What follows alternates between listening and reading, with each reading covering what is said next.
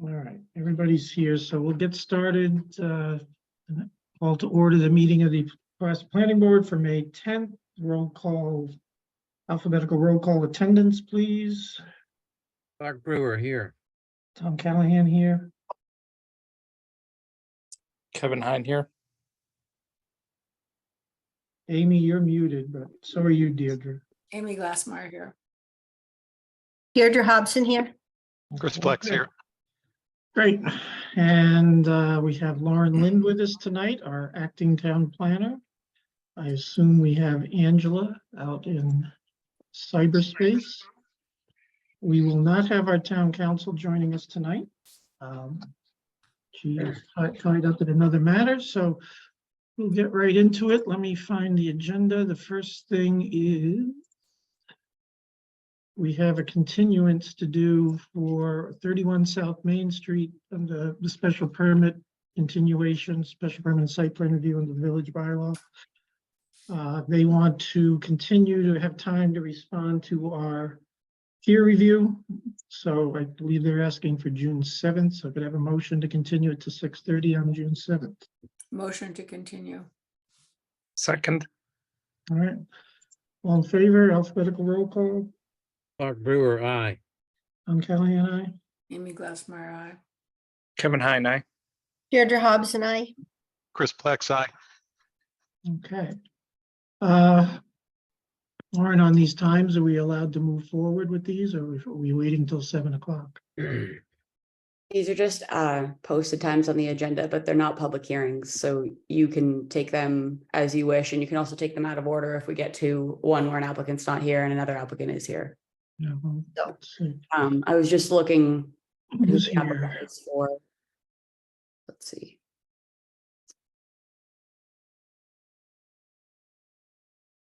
Attendees, who do we have? I'm trying to see who the first application is. Let's. First one is 340, I think, 348 okay, South so Main for- Street. Yes, it's Merrill. So I see Brendan Sullivan's in the attendee section. He Is may that- be speaking to Is this. that Miss Rajsnuk? That's the applicant? 348 South Main Street is No, yeah, Swart. that's a different applicant. Okay. The applicant for this one is not here, but I see we have Brendan. Hi, Brendan Sullivan. Hi, how you doing all? All right. So Are we're, you here for 348? I'm here for 348, yes. Excellent. all thank right. you. Well, why don't you go ahead unless you want to wait for your client? No, I think I'm good. I'm not sure if she's gonna make it or not. Okay. I could share my screen, I guess, maybe. Would that help? Oh, just give Sure. us first an Yes. overview of what you're doing and.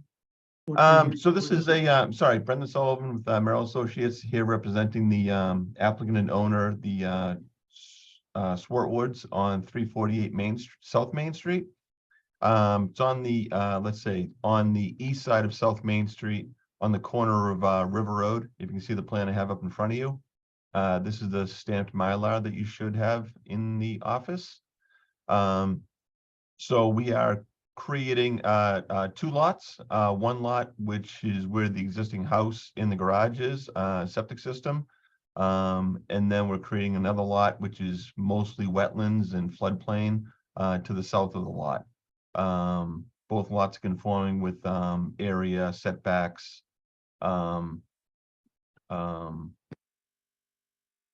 Yes, area and frontage. And really, that's about it. Okay.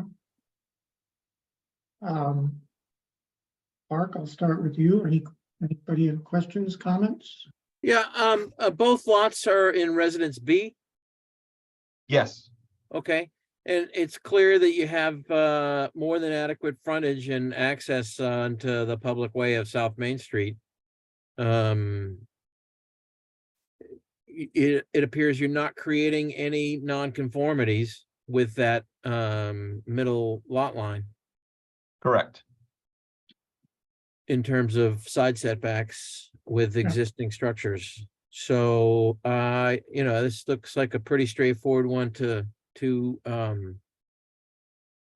make a recommendation for endorsement. And I should just tell everybody that I emailed town council just to confirm this, but I'd like to put on this endorsement that does not signify zoning compliance or compliance with the Wetlands Protection Act or the local wetlands bylaw. I think that's something we need here because this second lot, lot 2 is almost entirely wetlands. The owners are aware of that. So do you need an additional note on the plan? We'll put that note in our condition, in the, There wouldn't be a condition for this. well, assuming we approve it, it will be just a notation that's on the approval of this A&R, so. Sure. I That's, got no problem with that's that. how council recommended we do. So, anyone, yes, Lauren, go ahead. I'm sorry, I just wanted to let you know that we have a stamp in the office. It's been common practice with all of the A&Rs, because this was requested a few years ago, that signifies that it is not, an endorsement of zoning compliance. If you want us to update and add wetlands compliance, we can get a new stamp, but I just wanted to let you know that part of that is already taken care of. Yeah, And yeah. Also, want to add his plan says endorsement of this plan does not constitute an interpretation of zoning. Right, we Right, ask we just- people to do that in the application requirements, but Yeah. we also have the stamp just in case. Right. No, I just want to, at council's recommendation, add or compliance with the Wetlands Protection Act or local wetlands bylaw. Only because this is a unique case with a property, a new lot that has so much wetlands on it. So, thank you. Tom, I think it's my turn to talk. Is that correct? Yeah, I'm sorry, go ahead. So I'd like to ask, what is the objective here, in the sense that I drove to the site and I looked at it and I'm trying to figure out what the applicant is interested in achieving. It's partly for edification purposes, but it's also because it is not really clear what they're trying to do. So I'd like to have some discussion about that. So I had the same discussion with the owner. I told her that this lot would be totally unbuildable. But she wanted to go forward with it anyway. It's not, it's conforming, it's creating another lot, but it may not be buildable at the time, but it may be years down the road when if there is indeed like sewer down Main Street or something like that. So that was their objective. Is that a common practice for people to do? Yes, absolutely. Okay, so there's an attempt to simply codify some aspect of the site at this moment, with the prospect that the circumstances could change and this site could become a developable lot. Yes, that is correct. So they're planning in the process of selling, if not already sold, 348, lot 1. And so the owners, the current owners will maintain title in lot 2. So that means that where the residence has been sold to someone else, and lot 2 is an unoccupied lot at this time. Is that correct? Yes, that would be the case Okay, so the intention would be, for the sale of the existing house and barn and garage. mhm. All right, thank you. Okay, Kevin? Yeah, it looks like an abutter to this lot 2 is 11 River Road. Can you describe the development or non-developed status of 11 River Road, the abutters to lot 2? Not exactly sure. I could find out. I believe there's an existing dwelling over there. Mhm. Yeah, I believe 11 has a house on it. All right, I can no just one look it up. knows? You've been to the property? Have you walked it? I mean, are you familiar with it? Yes, I've driven by it. I haven't walked it totally, but Kevin, I'll just ask you, what's the relevance to the A&R of the abutting property? Well, it creates lot 1 is a corner lot. This is no longer going to be a corner lot with lot 2. And it's going to have a carve out with an abutter next to it. I'm just curious as to what the circumstances are, existing circumstances, and it doesn't sound like the applicant is totally informed on that. I can find out otherwise. No He- further questions. 11 River Road looks like it does have a dwelling on it. It's been developed with a dwelling. Okay. All right, thanks. I appreciate the additional information. Sure. Deirdre? I don't have any further questions. I mean, I know that lot extremely well.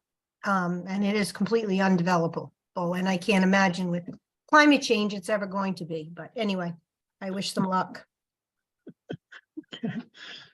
Chris, anything? I echo Amy and Deirdre that I'm still at a loss for why the owner's going through the hassle, but it's their choice and we have no issue with it. All right, anyone else before we entertain a motion? Mark, I believe you had a motion, and as I, just would add Yeah, the condition, I'll add the make, condition that I'd like, please. I'll make a motion that the planning board endorse the plan as is with the additional note about wetland as previously described. Okay, second, Just a minute, please. sure. I'd like to ask, well, we could go ahead and you can get a Yeah, second. second the motion, and then we'll have discussion Yes, about the exactly. motion. So Yes. are you seconding Yes. it? A second. Thank you, Deirdre. All right, go ahead, Amy. Any discussion? I would like to ask whether or not this site would receive additional conditions or statements of fact like we do on many of the other A&Rs. So we are not providing any further information on the utility or use of the site. And don't we historically basically say this does not create a buildable lot? Don't we make that? Yeah, that's specifically what I asked town council about, and we typically do not do that in this situation. We usually say that when it's clear that the second lot being created does not comply with zoning. Such as, a property swap, where two neighbors are swapping little portions of property. So, on advice of counsel, it's not appropriate to say that in this situation. But it is appropriate to note that we're just not commenting on the compliance with zoning or wetlands laws. All right, thank you. Mhm. Lauren, I saw your hand up. Want to add something? That's fine at this point. Thank you. Okay, so it's been moved and seconded, roll call vote. Alphabetical, Clark Brewer, aye. Tom Callahan, aye. Amy Glassmeyer, aye. Kevin Heine, aye. Deirdre Hobson, I. Chris Plex, aye. Okay, thank you. Thank you, Brendan. Great, thank you. When would it be available for pickup once it's signed? Any idea, or the decision written? Would that be a week or so, or a couple days, or? I just want to let the applicant know. Likely about a week. Okay, And then Cassandra, you can contact Cassandra. She'll be able to coordinate when would be an appropriate specific day. okay, great. Thank you, appreciate it. Thank you. For the board, everybody just make a note to yourself to try to get down there to the office to sign this in the next couple of days. Mylar will be completed when? Is the Mylar done now? Yep, Mylar's in the office, should be. Sorry, I don't mean to speak out of tone. No, Thank you. that's all right. It's been delivered.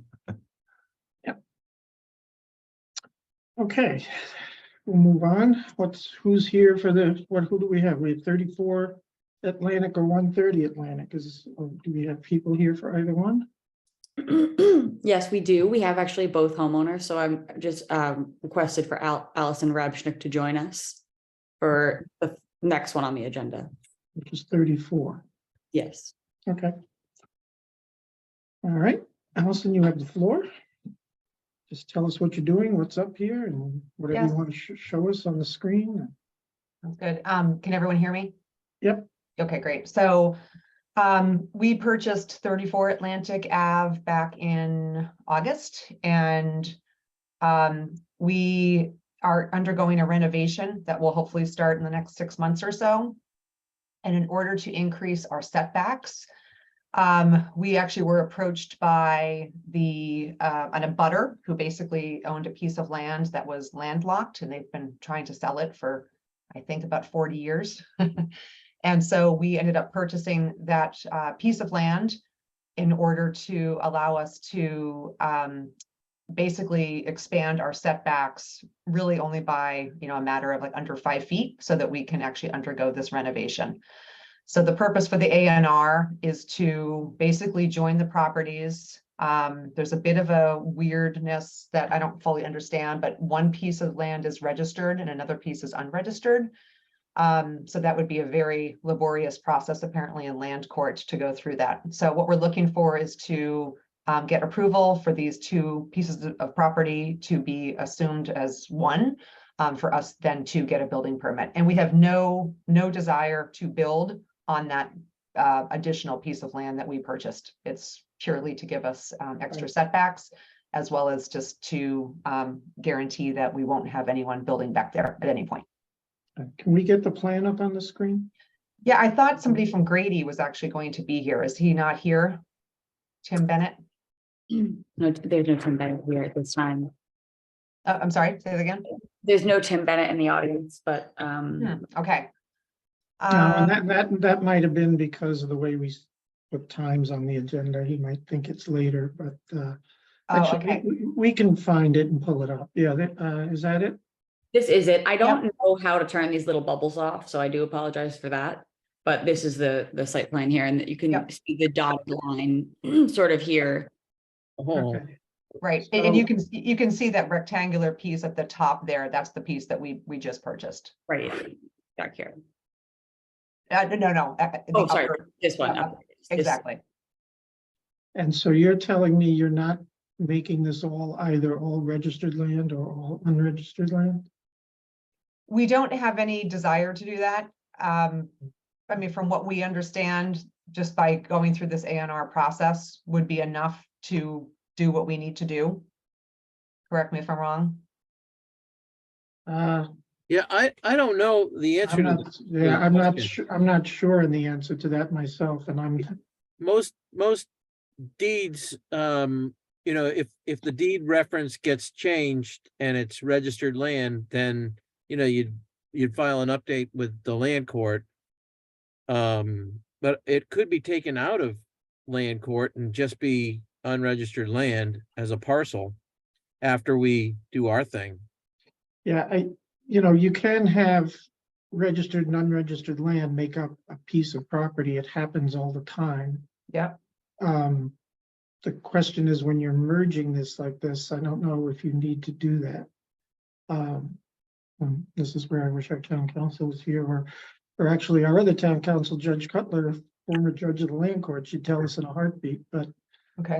that may be something that's outside the purview of the ANR, but it is something you may need to legally do down the road if you sell or refinance this property. Okay. So I'd just get, a real estate attorney to look at that. Yeah, we have actually had a real estate attorney, and they're also somewhat confused by this, to be Yeah. honest. Yeah, I mean, because the ANR is creating a legal merger of it, and I'm just, presumably that will then lead to a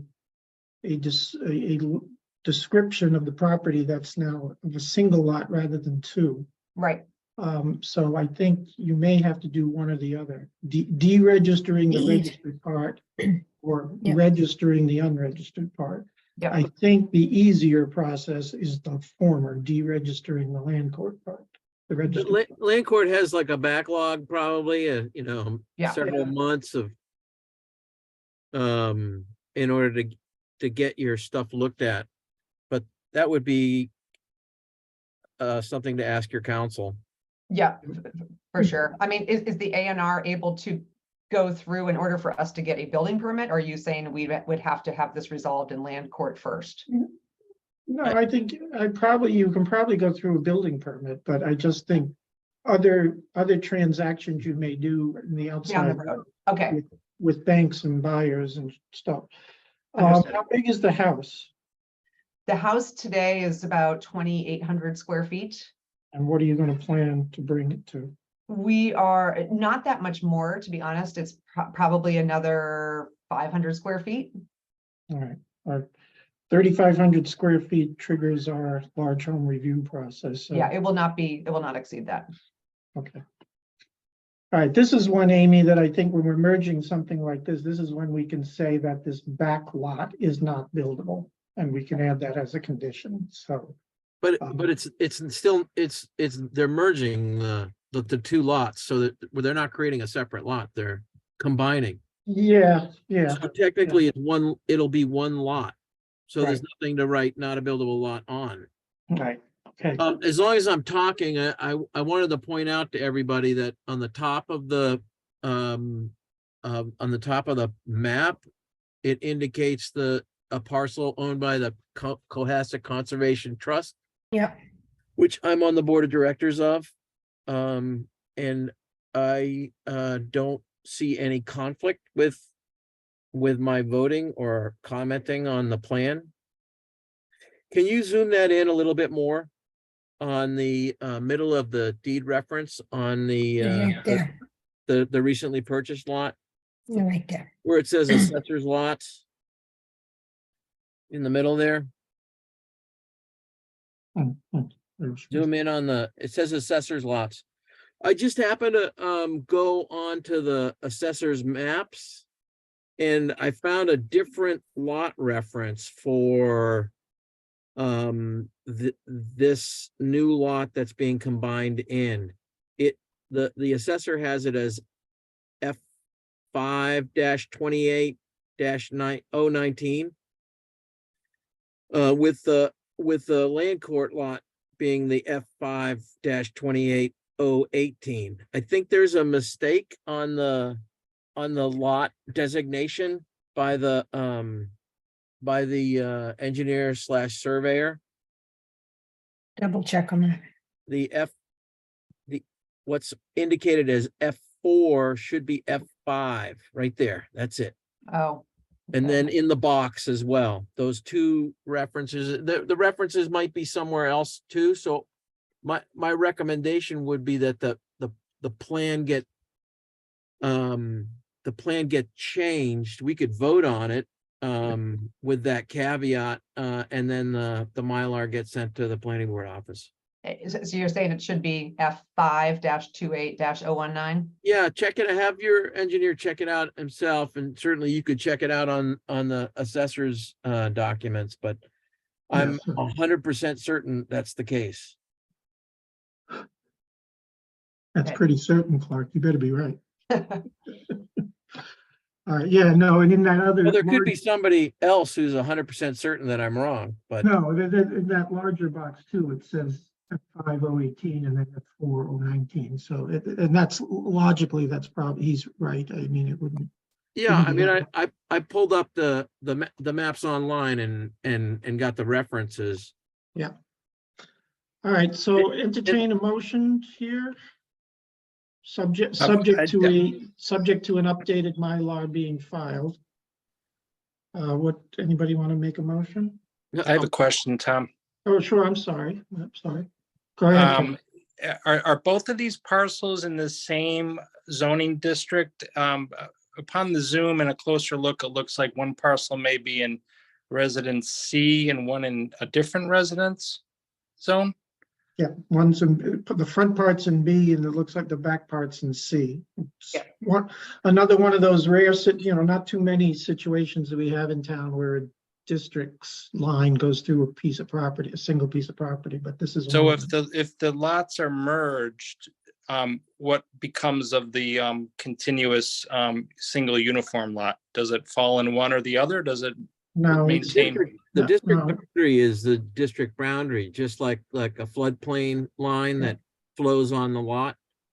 Okay. But we did just pass something that allows the regulations to be extended 50 feet from one district to the other. as a practical matter, where the house is, the rules of residence B are going to apply, but the Right. setbacks, I believe, are the same in either district. So I think it's whatever it is, 15 or 20 feet, so, or maybe it's more, but I think they're gonna be the same either way.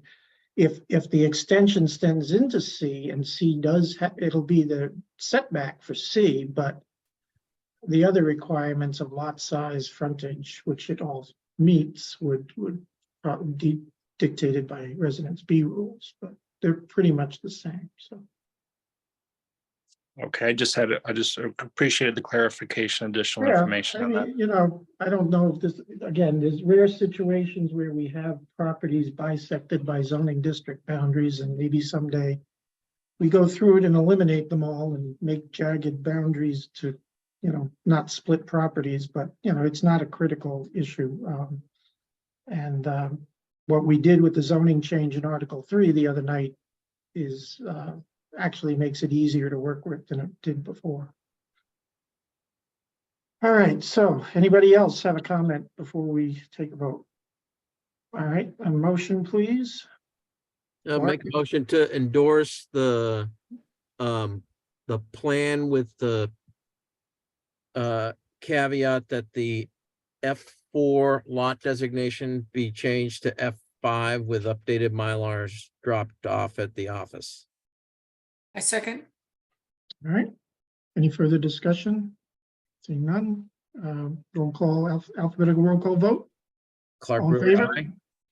Tom Callahan, aye. Amy Glassmeyer, aye. Kevin Heine, aye. Deirdre Hobson, I. Chris Plex, aye. Okay, thank you. Try So- to have your engineer get that new Mylar to us as soon as You've we got it. can. Absolutely. And just if he has a question about that change, who should he contact? So he Where? can contact the assessor office if he has questions about confirming the actual parcel identification associated with the lot. Okay, Makes sense. If other questions beyond that in terms of the permitting process or where, you know, that he can go to John Hallen in the building department. okay. Perfect. All right, thank you very much. Great, Welcome. thank you. Thank you. Take care. All right. Next, we have an A&R for 130 Atlantic. I think we have people here for that, correct? Correct. So promote some people. Attorney Isidore and Ray Turanian.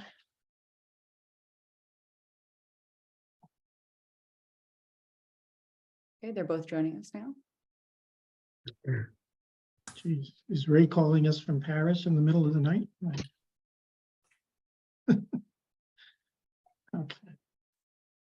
All right, I don't know which one of you is going to take the lead, but if you could explain what it is you're doing and bring the plan up if you can. We have an attorney supposed to, Mr. Isidore. I'm trying to come on. Wait a minute. Okay, We go. there you are. How are you? How are you? Good, Bruce, how are you? I'm good, Tom. Thanks. So this is an application for A&R approval. We kind of covered it in the cover letter. We submitted the application. This is for Ray Turanian and Susan Turanian as trustee of the, let me just get the letter up, trustee of the Stonehouse Realty Trust. And we're looking for an A&R approval because it's not a subdivision under the provision of 81L that says a division of attractive land in which two or more buildings were standing when the subdivision control law went into effect in the city or town in which the land lies into separate lots on each of which such buildings remain standing shall not constitute a subdivision. We have two buildings on this lot. One is a dwelling and one is a barn. It's our understanding that both of them were built in the 1800s. The assessor's records, which we submitted today under separate cover, show that the barn was built in 1930 and the dwelling, I think, in the 1890s.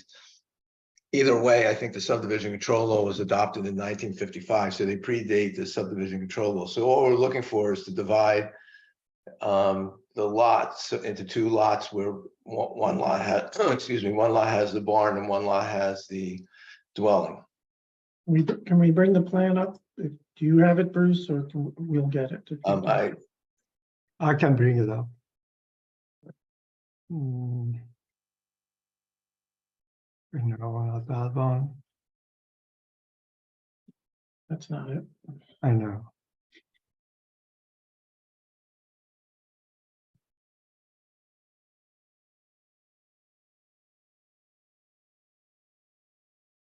Dwelling at this barn. Okay.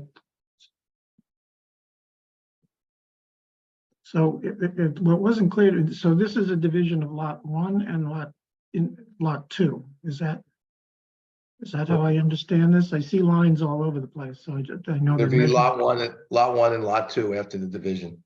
It, Okay. it's one parcel now. That's correct. Yeah, it's a one parcel from in here to there, all the way there. This is a existing one, and then we would like to divide it by, this is the dividing line. What is the zoning district? RC, Residence C, it's a 60,000 square foot lot size requirement. Okay, so lot 2 then doesn't comply, is that correct? neither one. Neither After one, divided, neither one complies with the area requirements. All right, so what is the intent? No, okay. We're not sure exactly now what we're going to do.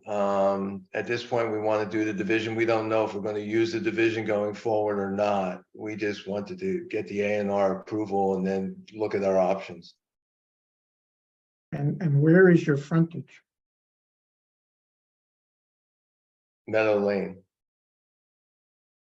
I don't see any frontage on this. It looks Yeah. like a landlocked parcel without any frontage on any road.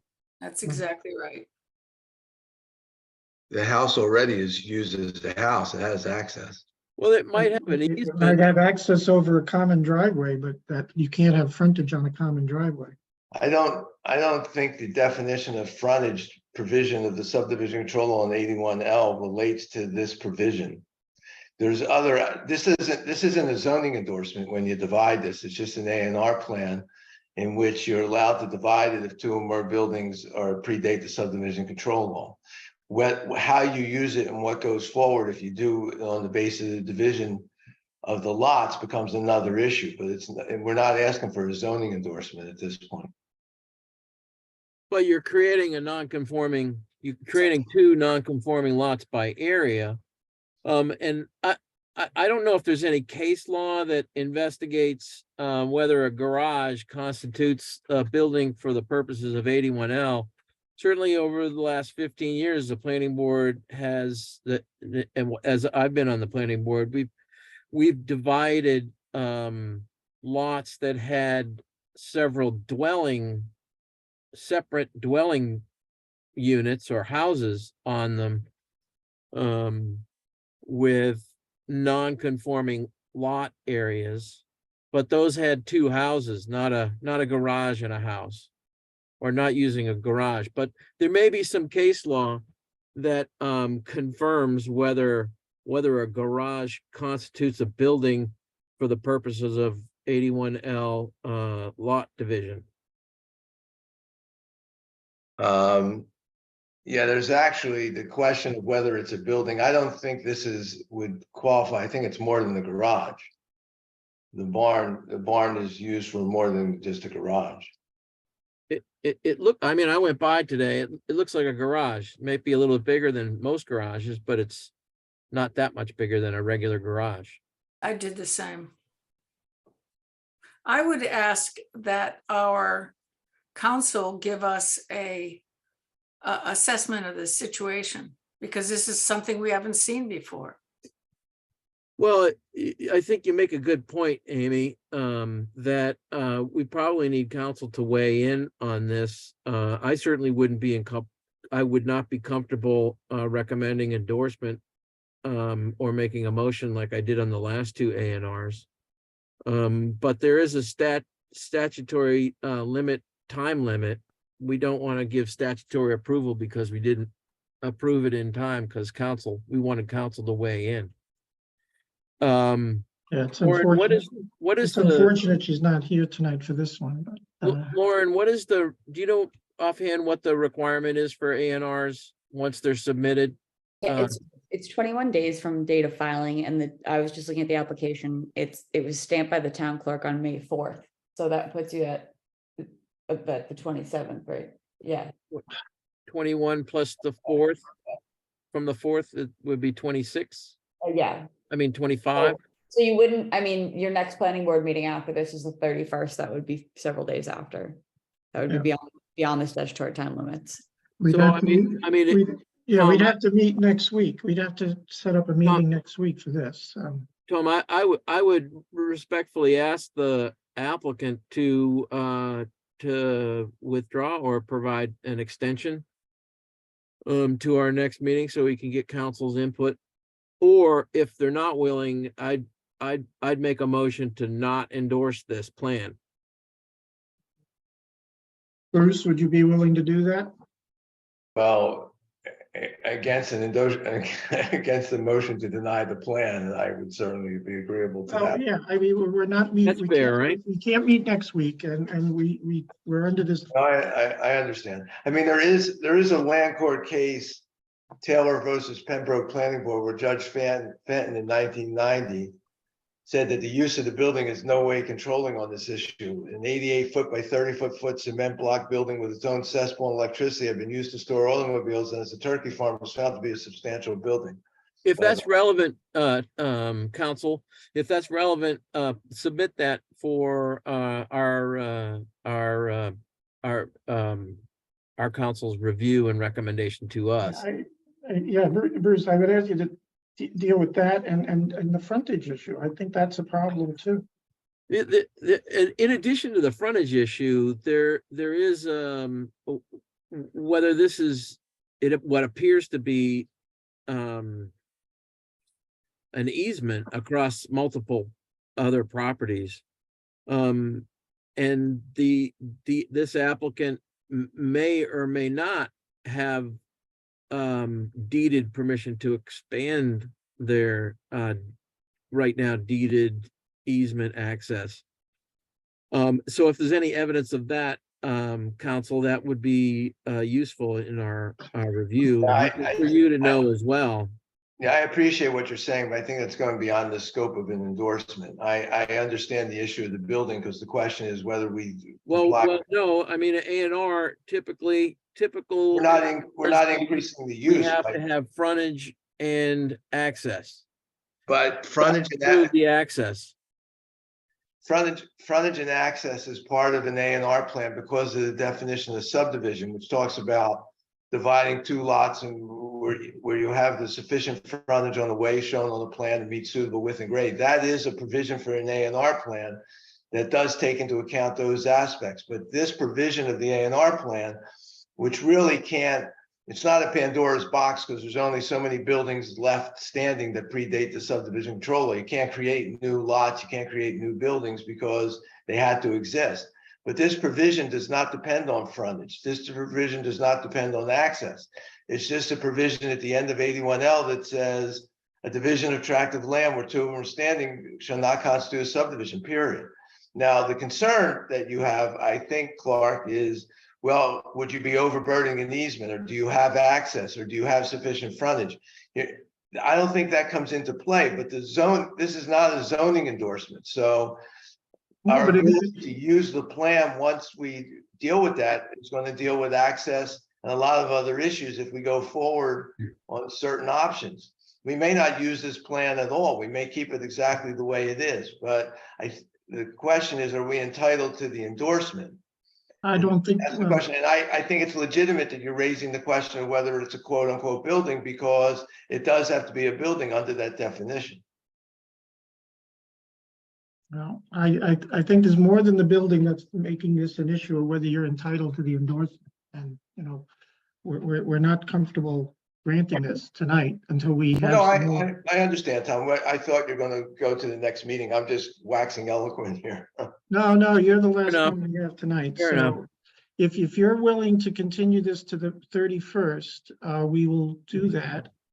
And then in the meantime, between now and the 31st, we'll have our council weigh in, and you can weigh in with any case law or other argument you want to make about the issues we're confronting about the building, creating two non-conforming lots, the frontage issue. I think all of those are relevant under the 81R, the A&R process. So When was the next meeting, Tom? the 31st. Just a little denied. You okay with that, Ray? Ideally for the, our council, if you want to submit some. legal Well, if brief, we don't agree to the continuance, you're gonna do a motion to deny? Correct. There's going to be a motion, I assume, yes. So be it. Can I have a few minutes to speak to my client? Sure. Go offline for a second? Yeah, go ahead. Mute yourselves and so. In the meantime. Yes. Meeting minutes Lauren? to approve? Lauren would like to say something. Sorry, Hold on, slow, there's multiple people. Lauren, go ahead. I just wanted to remind you that if you do make a motion to withhold endorsement, you have to find one of the reasons under A&R statute to do so. And if insufficient information to prove those key points is one of them, that is what you should state for the record. Thank you. You're welcome. We need to put an ESQ after your name.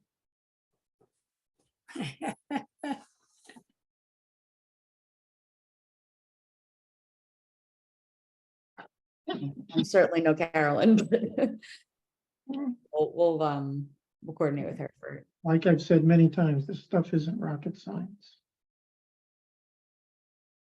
Not to belittle myself that I do this for a living, but it's not rocket science either. Well, on the other hand, Tom, So- I mean, so- what's fascinating about this stuff, where local bylaws, state laws under 40A and case law all flop on top of each other. There is reason to question things that fall out of alignment with what we're used to. I'm back. Yes, Bruce. I think in discussing this further with my client, because we'd rather just have this dealt with tonight. If you want to make a motion to deny, that's up to you. We think we're entitled to the endorsement. And I think we would really like to get the endorsement tonight and either deal with this tonight, or if you're going to deny it, deny it. We think there's sufficient information in front of you. Okay, All right, then I'll entertain a motion from the board unless there's any further discussion of members of the board on this. All right, hearing none, is anybody? I'll wanna make a- motion? I'll Yeah, make go a ahead. motion to deny endorsement of the submitted plan based on a lack of frontage on a way or public way, a lack of information about access through a common driveway or what seem to be collective easements across multiple properties, and whether the garage entitles the applicant division under 81L as a building. Second, Okay, I'm thinking of what I would add. I think, no, that's fine. All right. Any further discussion on that motion? Nope. All right. Tom, take us if- out. Yeah, who's that? If we could just Chris. briefly clarify, voting aye or nay, what each would indicate, because I don't want to end up in the double negative trap. Oh, okay. Voting aye is to deny the endorsement for the reasons that Clark stated. Thank you. So with that, anybody second else? motion. All right, so all in favor of the motion to deny the endorsement for the reasons stated? Alphabetical roll call. Clark Brewer, aye. Tom Callahan, aye. Amy Glassmeyer, aye. Kevin Heine, aye. Deirdre Hobson, I. Chris Plex, aye. All right, Bruce Ray, thank you. Tom, there's no there's no reason why the applicant couldn't come back with additional information, deed research, et cetera, whatever it might be, case law examples for the planning board to consider this again, as opposed to trying to make way through the courts. Yeah, litigating this won't help either side. So, you know, we'll always entertain additional information. Mark, I agree that it can be resubmitted. Okay. Yeah, well, we'll welcome that anytime rather than drag this through litigation. You know as well as I do, Bruce, what that'll entail. So, Cool. all right, thank you. Okay, thank you very much. Okay, great. All right. Now, who else do we have in attendance? We have Christine and Cynthia S. here for any particular issue that we know about. I'm just observing. No, raise your hand if you're here within any other issue. Deirdre, I saw your hand flip up. No? Okay. All right, so going on with our agenda, just Amy, I was going to start with you because I know the Jackie Dormitzer from the Historical Commission had asked for our board to send a representative to their meeting of last Monday, May 8th. And Amy, I believe, was attending it. I hope you did. I did. I understand they have something in the works about a new historic district and creating a new historic district. So Amy, if you could just bring us up to date on what they discussed. Yes, just a second.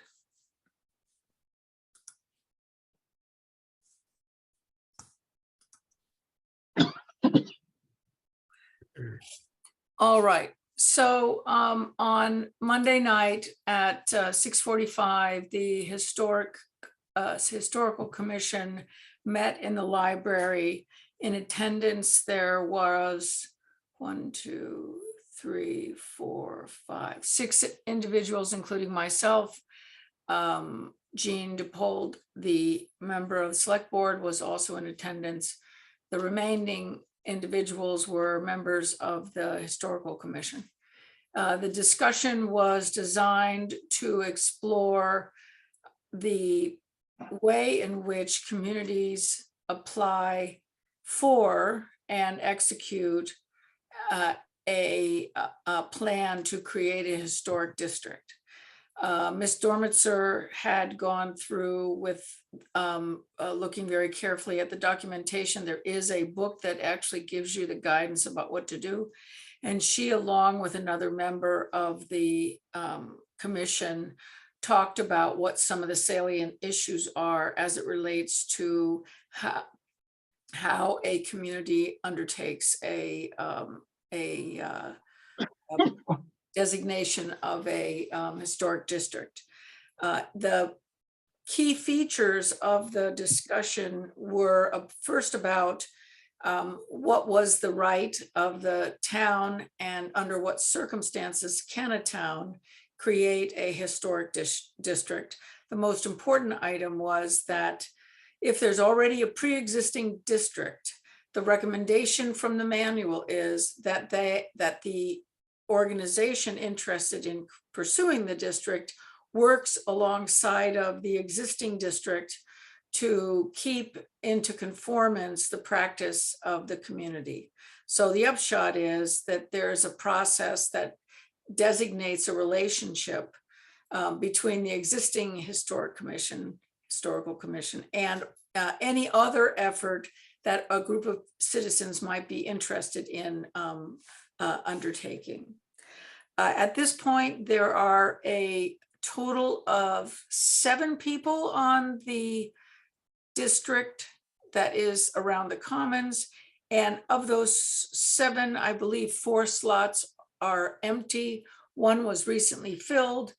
And there is an interest in also including additional members to build out the commission. The commission sounds as if it's been pretty sleepy and not really engaged beyond the 250th anniversary.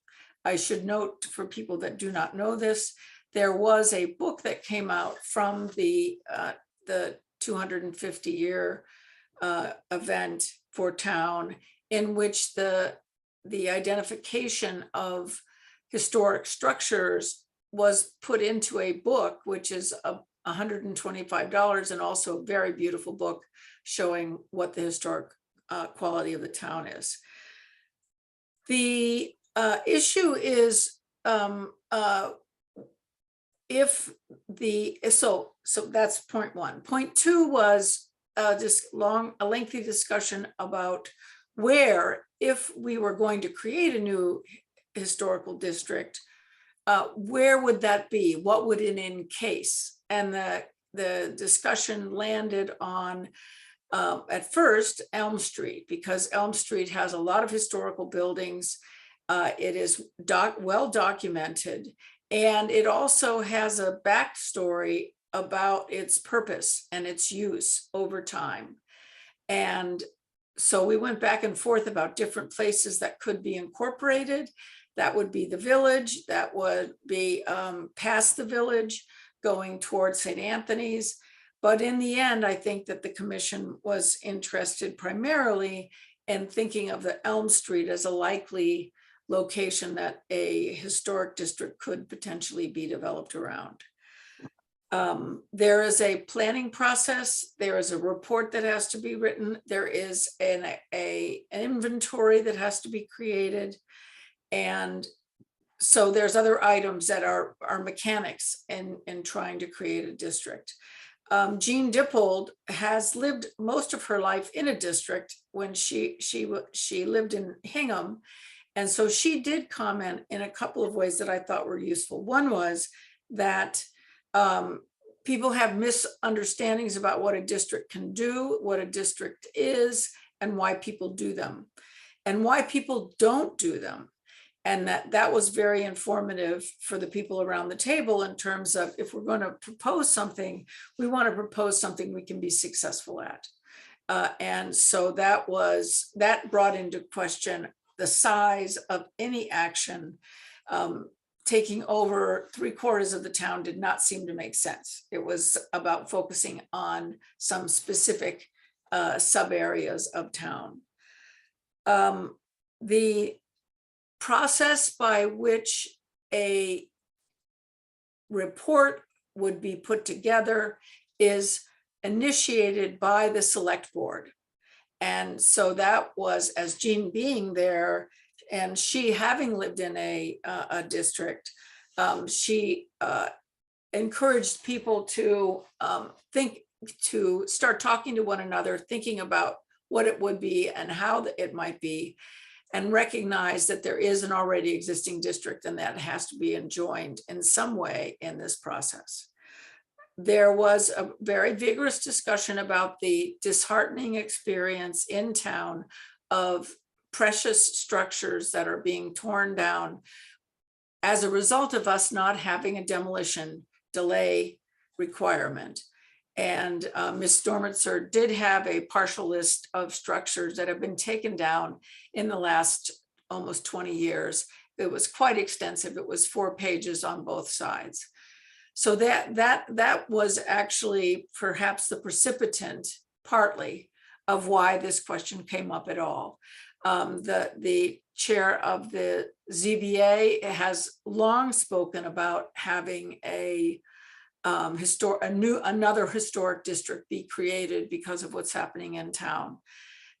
Therefore, I would say I'm encouraged to think that there are people in town that would be interested in formulating a community process that generates the information necessary to inform people of what a historic district is, what are its goods, its bads, its positives and negatives, and that I think the planning board would be advised, this is just my opinion, to support the proposal, or what will be a proposal potentially from the commission, in terms of just taking initial steps.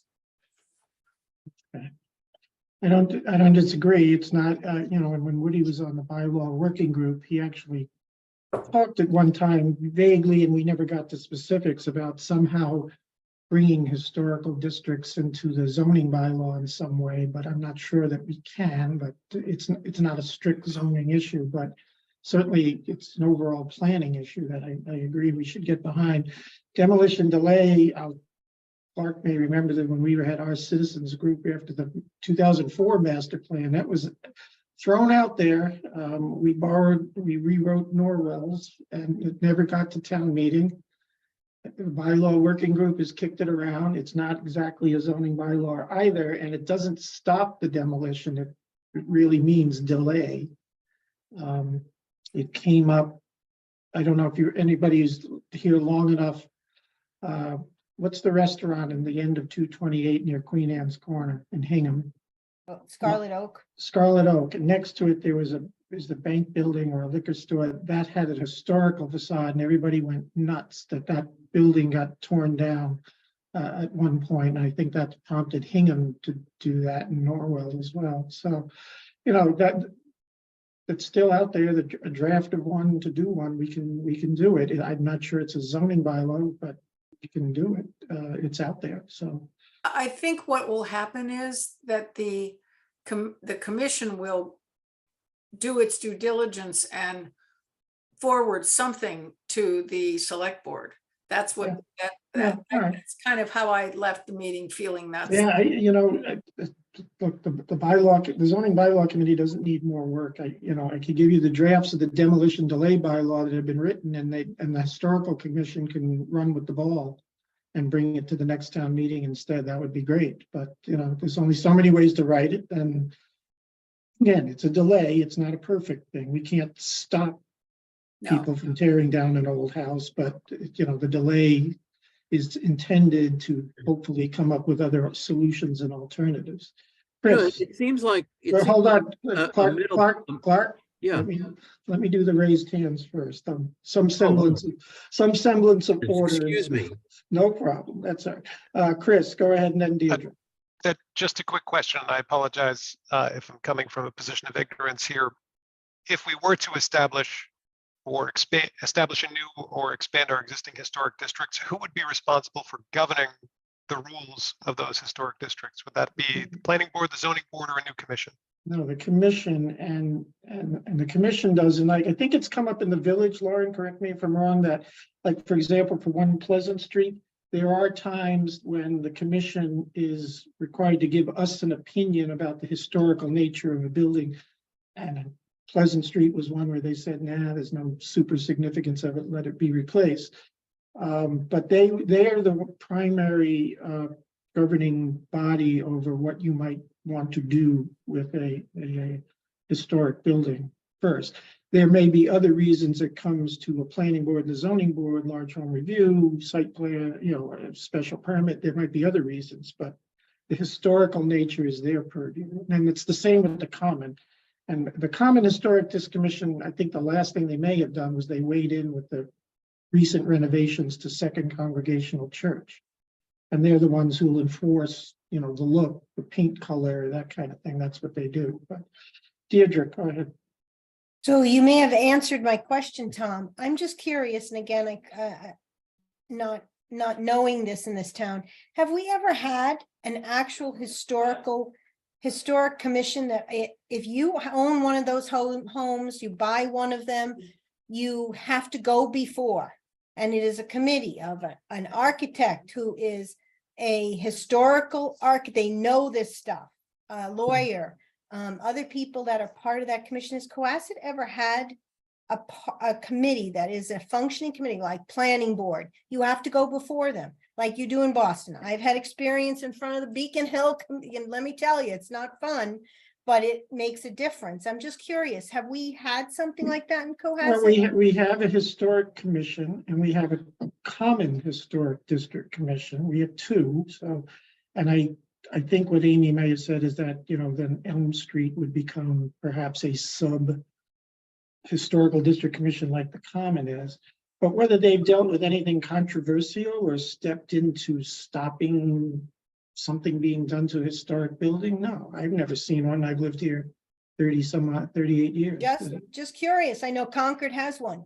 I know, anyway, lots of towns have them, and I'm just curious if it's something our selectmen should be thinking about seriously. Yeah. Well, we do have a historic district could I- commission. Yeah, we have it. I just don't know that they've ever dealt with anything controversial. But yeah, Lauren, go ahead. So I just wanted to touch on a couple of things and also to go back to Chris's question, because it gets a little confusing when you talk about like jurisdiction and with historical district commission and things.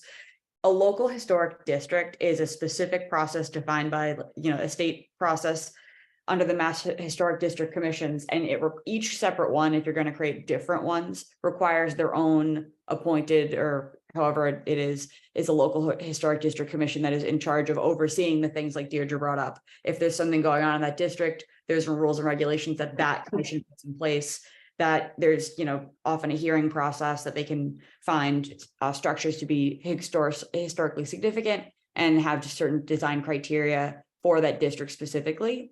Like, there actually was one house, it was before my time, before I got to class. So I want to say 2018 or 2017 that I remember was on the common that was renovated, and there was an extensive review process there, and it had to, they had to sort of tweak the design there to make sure that they were conforming with the different design parameters.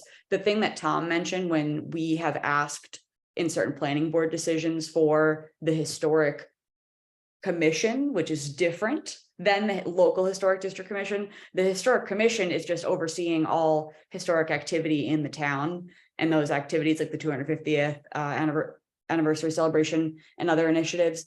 There are certain zoning bylaws that we have put in place that has language that requires us to go to the historic commission and give them, like 30 days notice before the planning board makes a decision. So for example, in the Village Business District and the Harbor Village Overlay District, those ones have features in it where if there's a building before a certain date, as a portion of their application requirement, we have to distribute it to them so that they have an opportunity to make a comment. But it's different than being in a local historic district. So I just wanted to make that very clear. Yeah, I just quickly threw up the bylaw. It's in the general bylaws that creates the Historic District Commission and what its powers are. So, there's a procedure, there's powers, there's things that they're supposed to do. I'm trying to see what review procedure. So there's, and even an appeal process to the court. So they can have some power, in a given particular project. And we have a extensive bylaw giving them that power, but whether it's been exercised a lot is a whole, I don't think so. It just hasn't.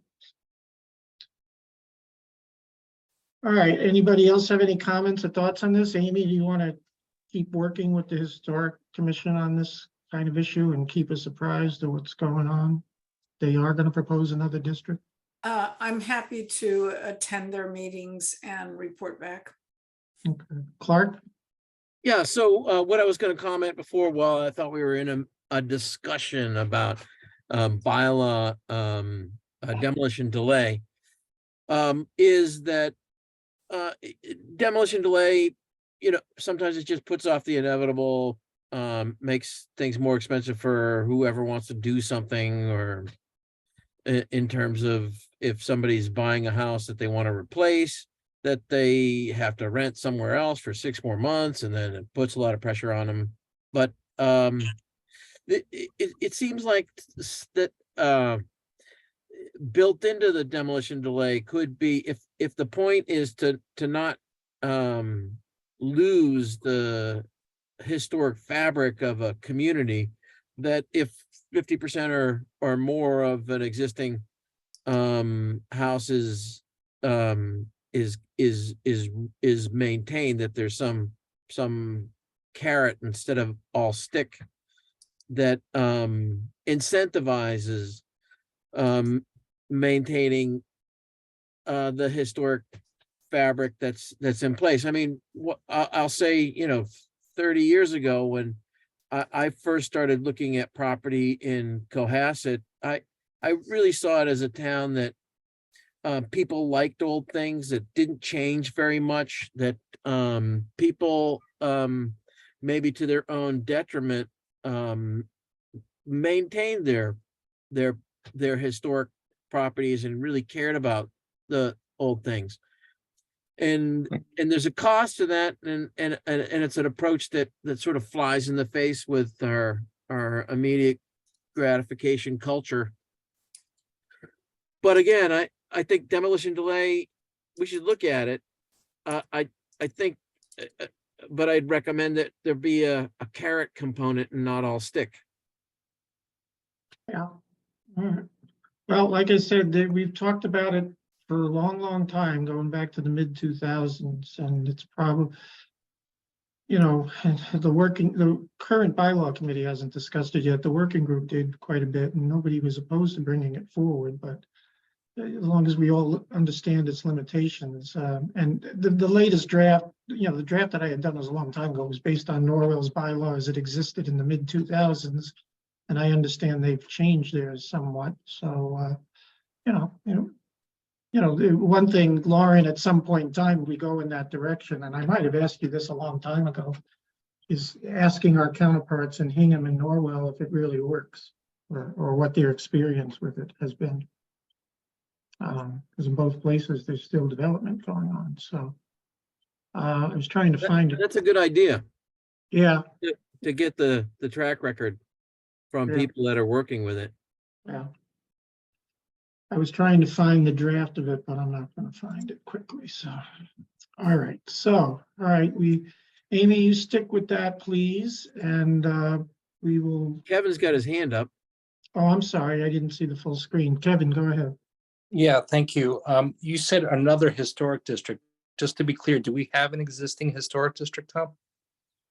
We have the Common Historic District, Yes, Okay, sure is yes. and then we Okay. have the Townwide Historic Commission is a townwide body. And then for each district, you have to create these subcommissions, and that's what the Common really, I believe, is the only one we have. That's correct. okay. We do Well- not have one in the harbor. We do not have one on Elm Street or, Main Street or anything. The village, people have brought it up for the village, extending the Common District to the village, or, that's been brought up, but maybe beyond that. I'm just gonna add, based on what the outcome was at town meeting with regard to moving forward or not with renovation of our historic original town hall structure and the renovation of the annex and where we are now.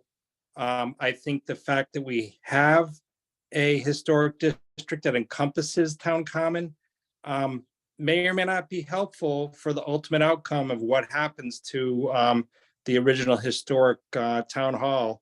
Because I think there's gonna have to be a lot of options on the table moving forward, whether people realize it now or not. It's in the district though. Okay, It's in. and if it's a, Town and hall's if, in. You Yeah, see this little Then- map? This is the Common Historic District. It circles the properties immediately abutting it. okay, so if this is functional, maybe that's good. If this is not functional and it doesn't have any teeth, maybe we need to consider, instead of expanding it into a new zone or coincidental with expanding it into a new zone, seeing what's really gonna help the ultimate outcomes perhaps. And I think there's gonna have to be a lot on the table going forward for the original historic town hall structure located on the common, and I'll leave it at that. Yeah, one other thing about, if I recall, the drafts of demo delay bylaws is that the mere age isn't going to cause a delay. The age will trigger it. You say 100 years from whatever the given date is. And then, though, there has to be some other additional findings of some historical significance that's worth preservation and worth delay to the homeowner or the business owner to do what they want to do. And where the commission, the example that where they had to weigh in, it's not a historic district, it wasn't a demo delay, but they had to weigh in on One Pleasant Street. They said, yeah, it's 100-year-old building or more than 100 years old, but it had zero major historical significance, so okay. And that analysis has to be done under demo delay, because I did hear also at town meeting, some people saying, okay, it was built in the 1850s, but really what's its significance other than, Humphrey Bogart showed up there and did summer theater, and that will be the analysis that everybody has to go through, no matter where we set these districts, and demo delay will be the same thing, so. hey, just a quick, Oh, go I'm ahead, sorry. Amy. Go ahead, Amy. The 250th did create an inventory of historical resources, so we're not starting from the beginning. No, we have all those houses with the HTs on them with the number. Just They're all over the place. one more comment. 35 years ago, I was on a historic district commission in the city of Quincy, and it was the central business district, and there were two satellite around the president's John Quincy Adams estate, and then the two presidents' birthplaces. So they were satellite, more than one sort of area as a part of the historic district. They were historic districts, but one historic district commission. I don't know if the rules have changed. I mean, it's decades, but I mean, if you have more than one historic district in town, are you sure you need to have a commission for each? I don't know. Our bylaw that. There is the I thought Lawrence Clark's, said that. Clark's question is a good one, and that is, and we discussed this, which is you don't create a new commission. Oh, good. You add to the Districts. existing commission to operate, and then they create a working committee. A working committee for each district, if there's more than one? There'll be a subset of people who are on the commission who will work on that project. So it's not like creating a entirely new entity. You still have a governance structure that pre-exists the search for a new district. Oh, okay, that may be a different question than I was getting at, which was if there's a new historic district that's created, you don't need a separate commission to No. administer that. No, Clark, my understanding is like in Concord, in Weston, they have one commission. Those people are in charge of all of Whatever the areas whatever are. the districts are. Yeah.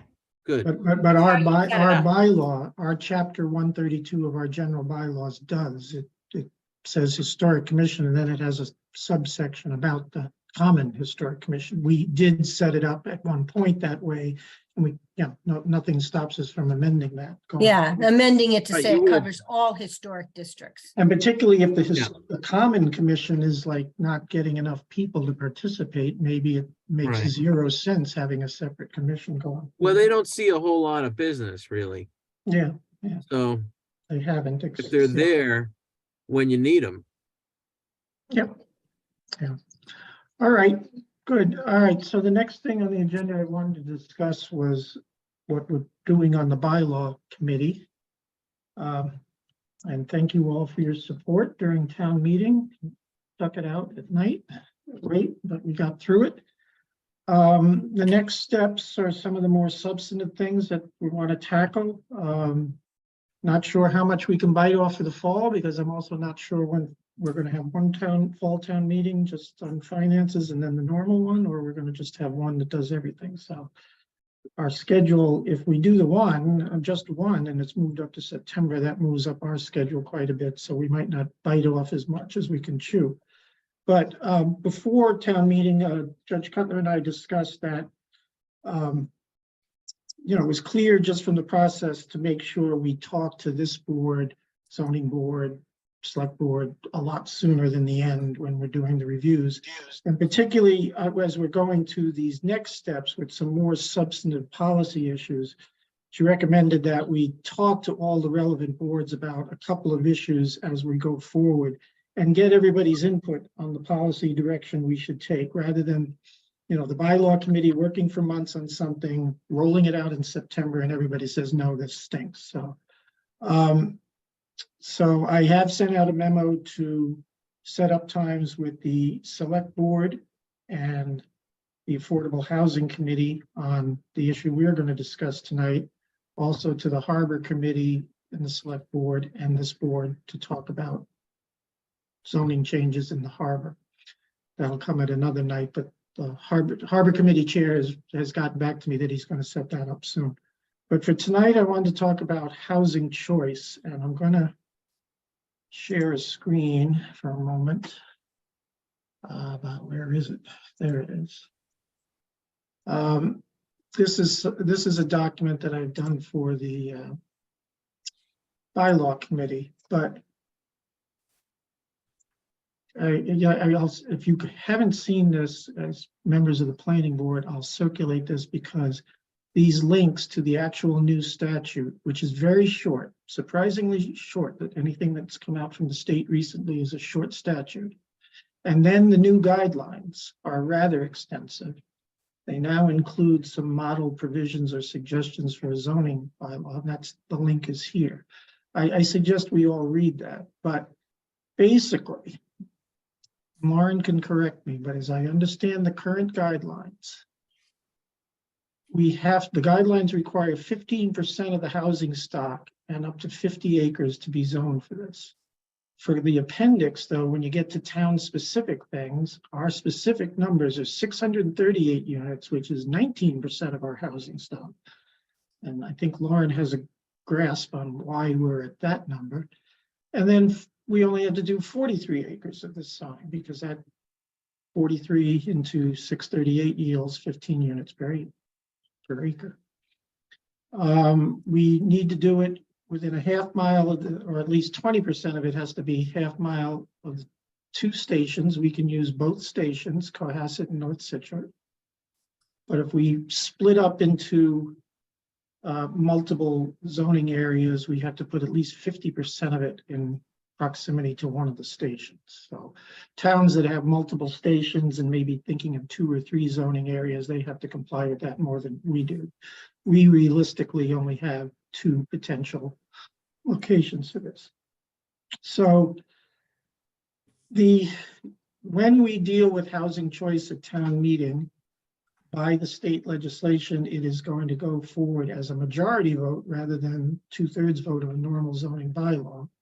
So we would be voting on this separately, and we have to create the district. We have to say what uses are allowed in the district, and then whatever dimensional regulations we want to apply. We basically have to allow multifamily housing, and we can't discriminate between bedrooms, bedroom sizes, because we can't discriminate against potential family use. We have to allow that as of right.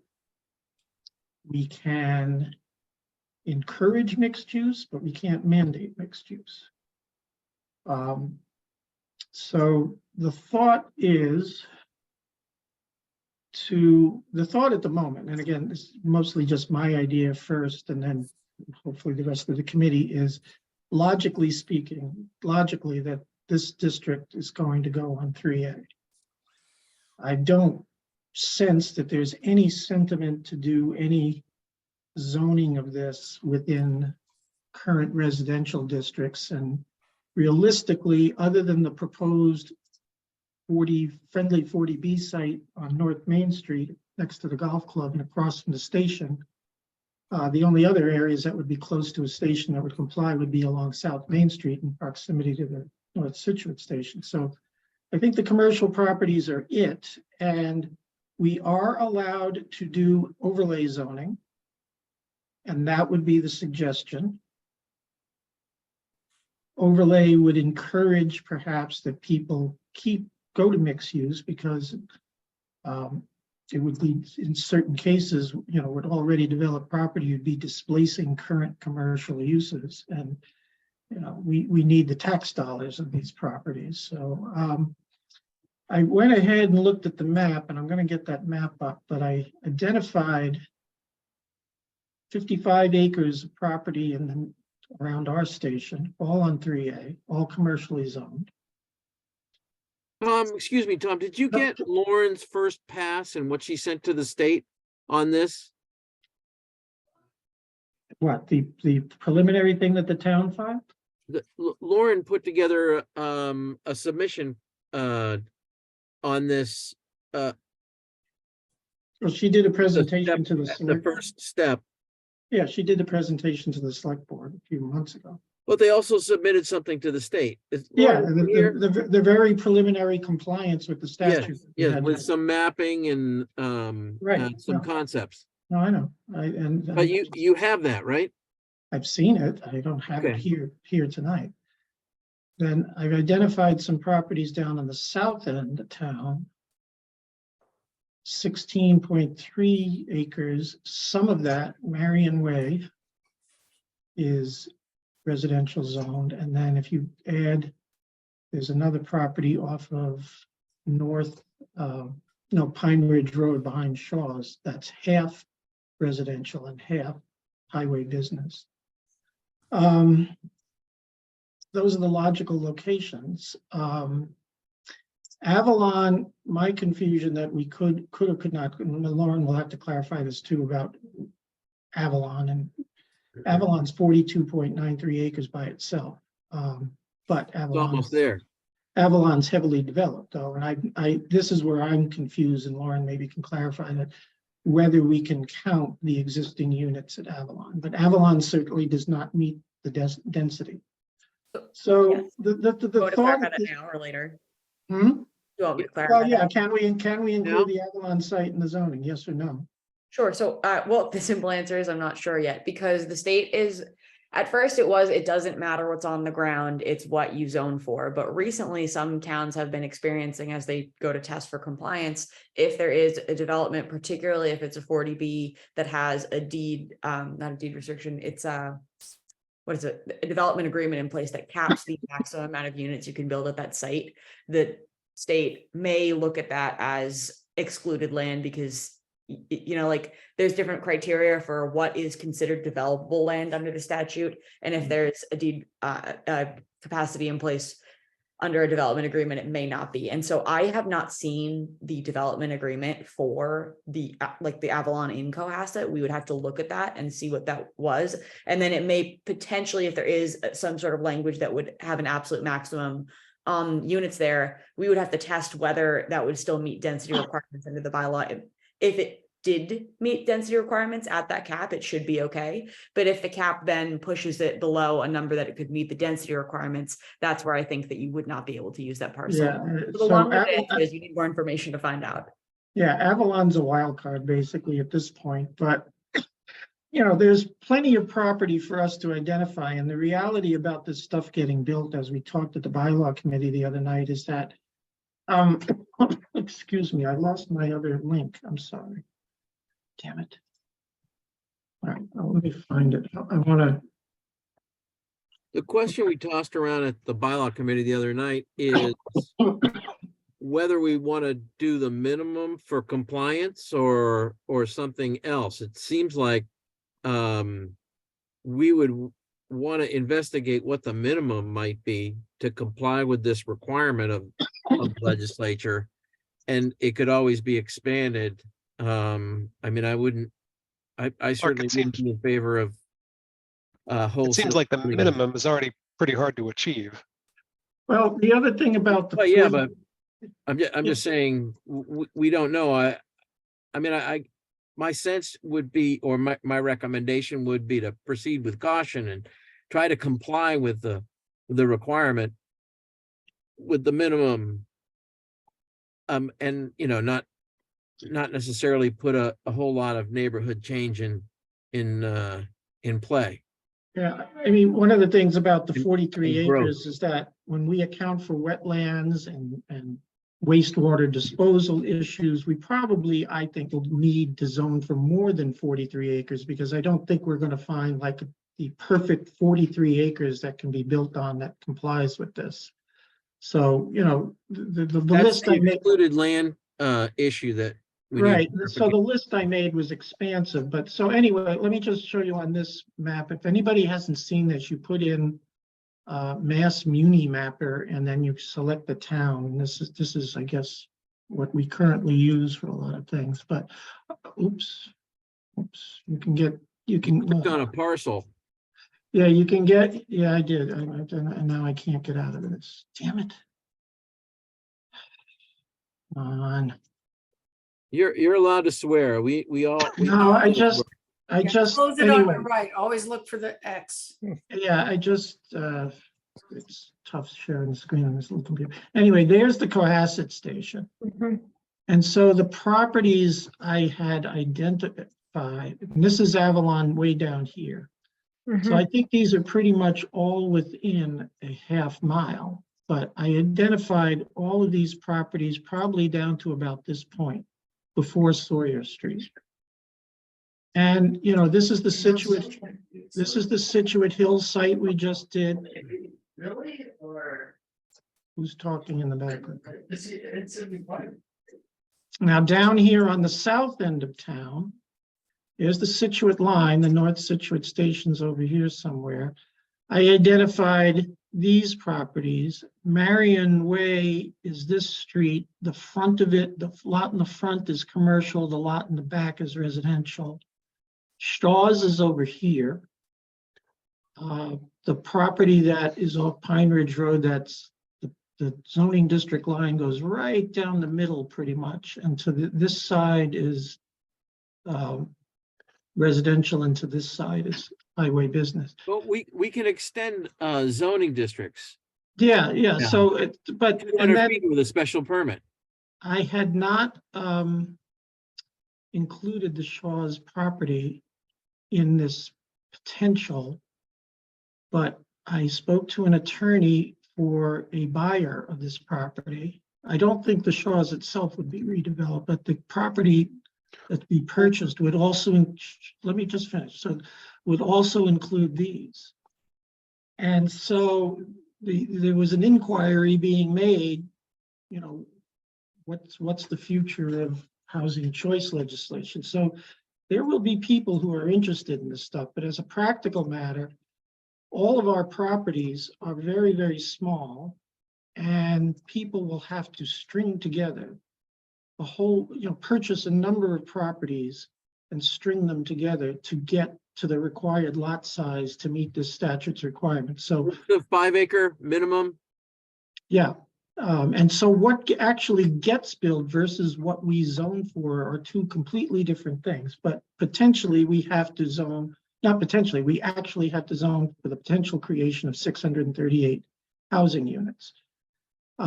So, you know, I already sketched out a bylaw and dimensional things, and the bylaw committee will get into those fine points. The bigger policy issue that the judge and I thought we need to reach out to this board and the select board and Affordable Housing Committee is, you know, what do we do? You know, is an overlay in 2 sections of 3A the way to go? How much do we put in there? Do we just go with 43 acres minimum, or do we expand it a little to realize that there's site development constraints? Do we emphasize maybe the south end of town where there's less development, so we're not displacing as many existing businesses potentially, or do we just mix it up between the two? You know, and if you went over to South Main Street, this is all residential. You know, I don't think this is an area that's feasible. And if you go up towards our station, you know, that North Main Street property that was the suggestion of a friendly 40B is right here, number 520. If I recall, that was a 20-unit development. It's not that big of a site. Can click on it again and get into what it's big, but you know, and in this direction, you know, we can't go towards the Hingham line because we have cemetery, we have wetlands, we have the Whitney and Thayer Woods or whatever we have there. We have the state has this new right of way through here, the path on the track. And so I guess, you know, I don't want to discuss this ad nauseum. It's just what, you know, we need some concrete direction about what policy direction we should be taking. And then crafting the bylaw, I personally think is not going to be difficult because we just identify the properties going in it and we put in some dimensions and we put in some uses, and that will be the easy part, I think. But it's the question is how much of this do we want how much of the zoning do we want to put in? And so I'll open up I see a bunch of hands up. I didn't notice whose went up first, so I'll just go from the top to the bottom of my screen. Chris, you're first, then Kevin, then Deirdre. So, Tom, you mentioned the potential for displacing existing businesses, which I think is the right question to be asking, but is our obligation here is to create the zoning that would allow this? Correct. And then it's up to a developer to buy the properties and develop them in line with this zoning for high density affordable housing, right? Right, if you look at this, like you see on this map, all of these properties here have buildings on them. So does this one. Situate Hill isn't developed yet, but it's going to, we just permitted that last year. All of these have something. So, in terms of our tax base, it came out at town meeting again, like it has been for decades now. We're 7% commercial tax base, 93 residential. Yes, multifamily development will generate a lot of taxes, but we want to keep the kind of tax base that helps pay for everything that this is going to bring.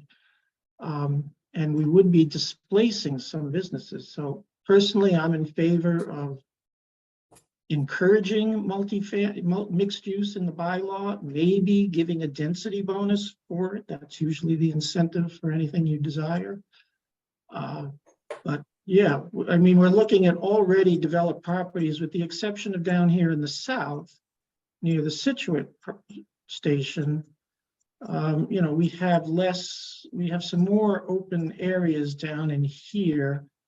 But, even here, we still have all these are developed properties with existing buildings and businesses on them. So we're going to displace somebody, but yes, it will take the private sector to come in and then like buy this, and this, and make one big development. And that's going to be an expensive proposition. So who knows if we'll ever see the development. But like I said, there's one inquiry so far by whoever may buy this property.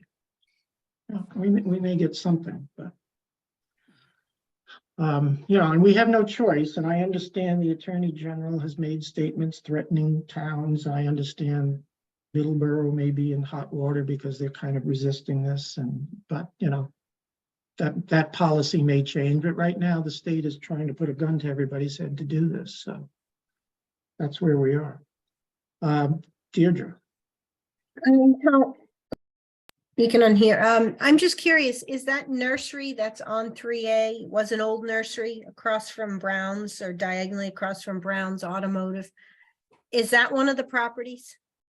No, What is, yeah, is that no, not? it's here, where Down by that? Yeah, that's up here. So yeah, the town, that's this property right here, and the town bought it. Got it. And there's been discussions about a police fire station there, and Oh. it requires land. But my concern about anything like around Pond Street and even down to the Stop and Shop is that you're getting away from that half-mile radius from the station. Oh, And okay.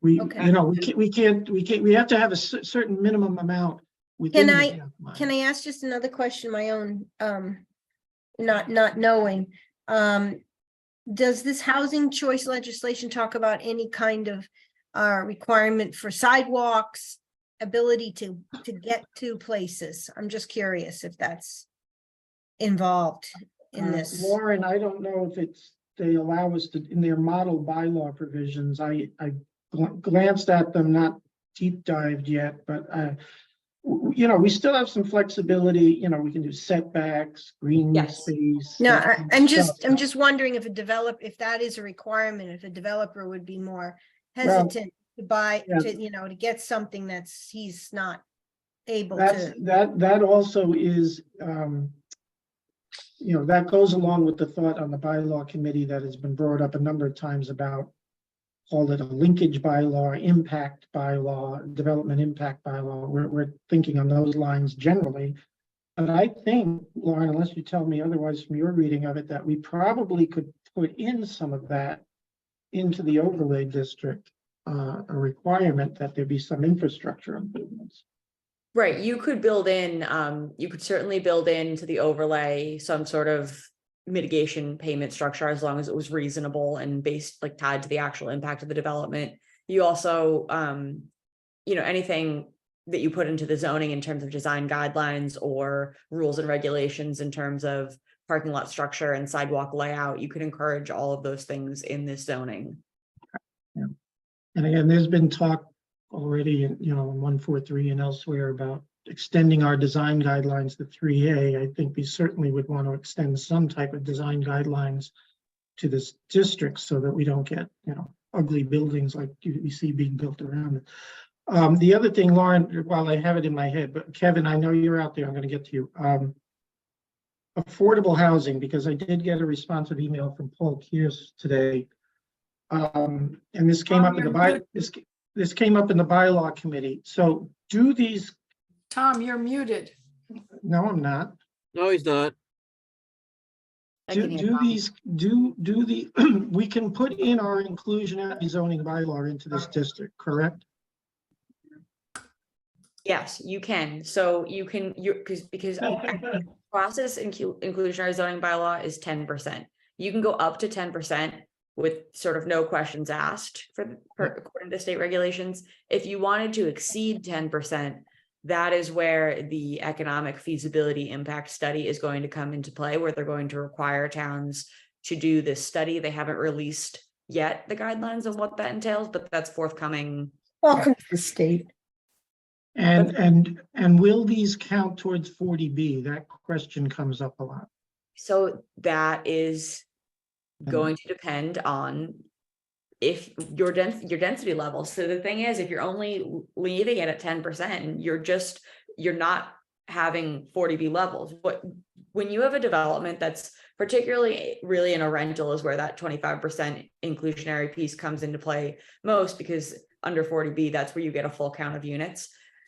You're only seeing that when you have 25% affordability in a rental development. At 10%, you're not counting those as, you can count those 2 units perhaps, because those are deed restricted, but that's sort of when we think about where that 25% incentive, why, if you wanted to incentivize that for the rental piece, it's different. Does that answer your question?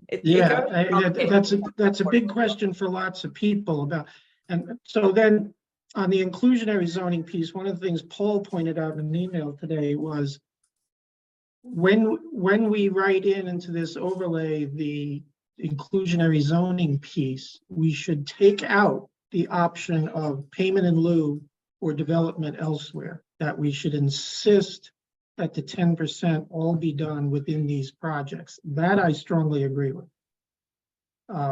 These are going to be different types of projects than, luxury condos on the harbor or in the village. So that's another thing that I hadn't thought of until Paul brought that up. But Kevin, I can't see you on my screen, but I know you're out there with your hand up. So go ahead. Tom, I just, the half mile as you draw it around, let's say the Cohasset train station is going to encompass properties on both sides of 3A.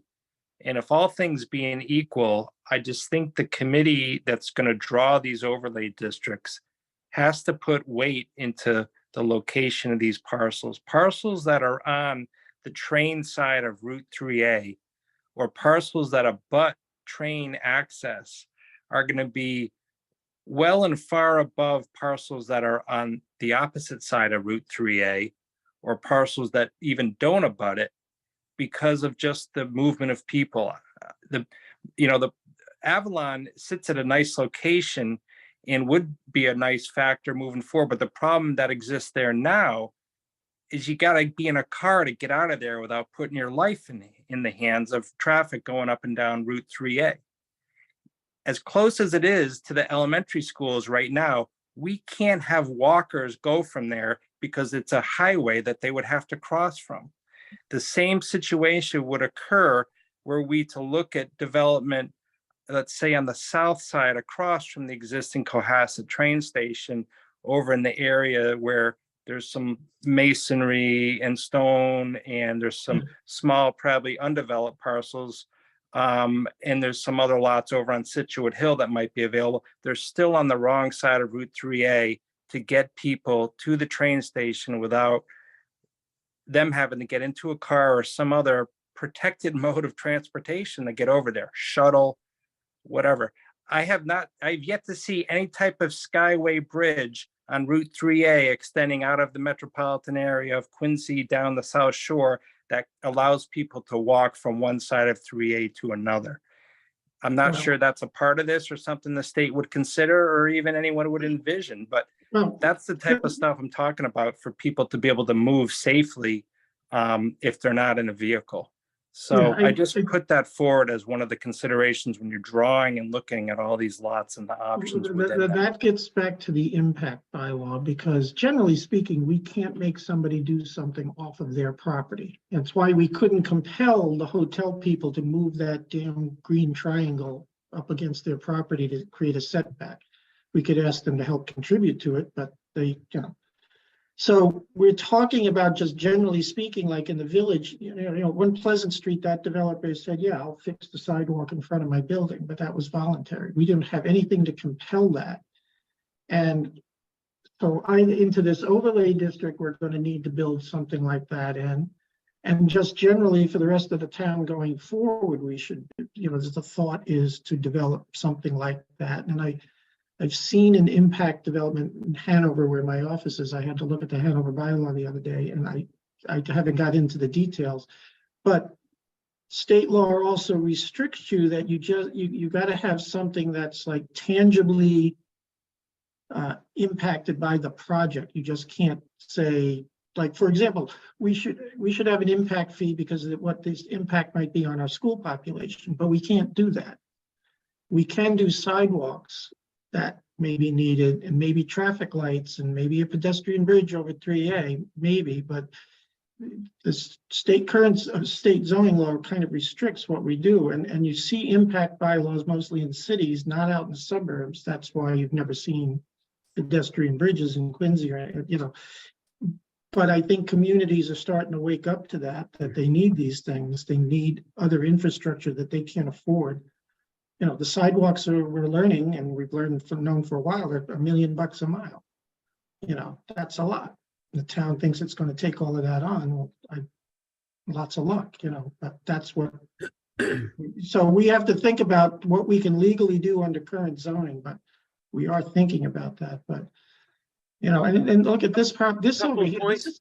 This is the hardware store, and then the Cohasset Heights landfill is up here. We'll include these in the district, but are they actually going to get redeveloped? Who knows? But, Just a couple of points, Tom, excuse me. Yeah. Go ahead. Following up on Kevin's point of access from the west side of 3A to the train station, there is a good light and crosswalk to the rail trail at the train station. With that said, I walked from my house to the train station one time in the last 27 years from the dog leg to the train station of the dog leg of King Street. I think I nearly got killed. One time I had to jump over the guardrail. And I nearly got killed right at the Hingham lumberyard, and I was watching out for the vehicles. This is a dangerous section of road that we don't want to put people in harm's way because there's some goal of housing and public transportation. With that said, I think there's a way to get people to get pedestrians off of the road. It would require the cooperation of landowners. That's just to follow up on Kevin's comment. I think the big picture here is we have this legislation to deal with. Tom's trying to get a handle on it. Lauren has started it. There's a lot of moving pieces and moving targets. We're going to try and get something together for the fall, and Tom's trying to pull it together without a planning consultant. I think first off, we need to get a planning consultant to help Tom come up with good ideas that we, the planning board, and the zoning bylaw committee can kind of take a look at and get a path. But maybe I think more importantly, the philosophy of the planning board for dealing with this housing choice. Do we go all in and try and create opportunities, or do we do the minimum for compliance? And I think that's worth discussing, and we may not have the time to discuss it right now, but it's worth considering for every member of the board. Yeah, I mean, one of the reasons I'm bringing this forward tonight and want to get to the select board and the Affordable Housing Committee soon is that, just the timeline for bylaw in the fall, we need to, again, writing the bylaw. But it's a moving writing the target, bylaw Tom. won't That's be the difficult. problem with it. No, I know, but writing the bylaw itself won't be the difficult part. It's how much do we want to include in this? I think is the real policy issue. And again, the minimalist approach. And by the way, Clark, I have, Lauren, I haven't talked to you about this yet, but Clark brought up the other night, this 15 acres, 15 units per acre is basically dictating to us this giant monolith, probably larger than 35 three-story buildings. He was talking about pocket neighborhoods and smaller things which would require more land to put in the district, but would the state entertain that? And I was going to ask see if we could ask DHCDs, are there alternatives for us doing like the monolith high-rise buildings in these districts, or can we comply with this in another way that is a little more sensitive to the development patterns in the town? And, Just as Clark an and I- example, Tom, 5 units per acre. Avalon is 5 units per acre, not Right. 15. I was gonna It's a say, different animal. 15 Yeah. units per acre actually is not well, we need to look, we need to find new examples that are local of what 15 units per acre can look like, because there is, Yeah. yes, there is ways to get around what this sort of large format that you're thinking of. It's just going to depend on how you are, again, but as you meant, the point you mentioned, the larger the district you are, the more you can bring the density down. You also have opportunity you can have portions of the district that are under 15 units per acre, as long as you offset them in other parts of the district to Right. come out for an average. Yeah, it's just, the problem is the state's approach at the moment still is one size fits all, and that's a major problem for a town like ours, Yeah, and This is the- the concept of pocket neighborhoods is so much more compelling than the big building monolith. I think I brought that up 7 or 8 times with you, Tom, the other night. Yeah, no, I know you Because did. the and I- preconception of 15 units per acre, and Lauren, if we can look at examples, that'd be great. It's not great. It's not a great thing for the town. It's not a real neighborhood. And so we definitely want to explore what the possibilities are in our minds ahead of time, so that we don't zone for the monolith thinking that's all we can do. Yeah. I think Clark and I, Tom. I'm sorry, I can't see who. I don't have Sorry, a- Tom. No, that's all right. Go ahead, Deirdre. I think I agree with Clark. I think we need to be careful.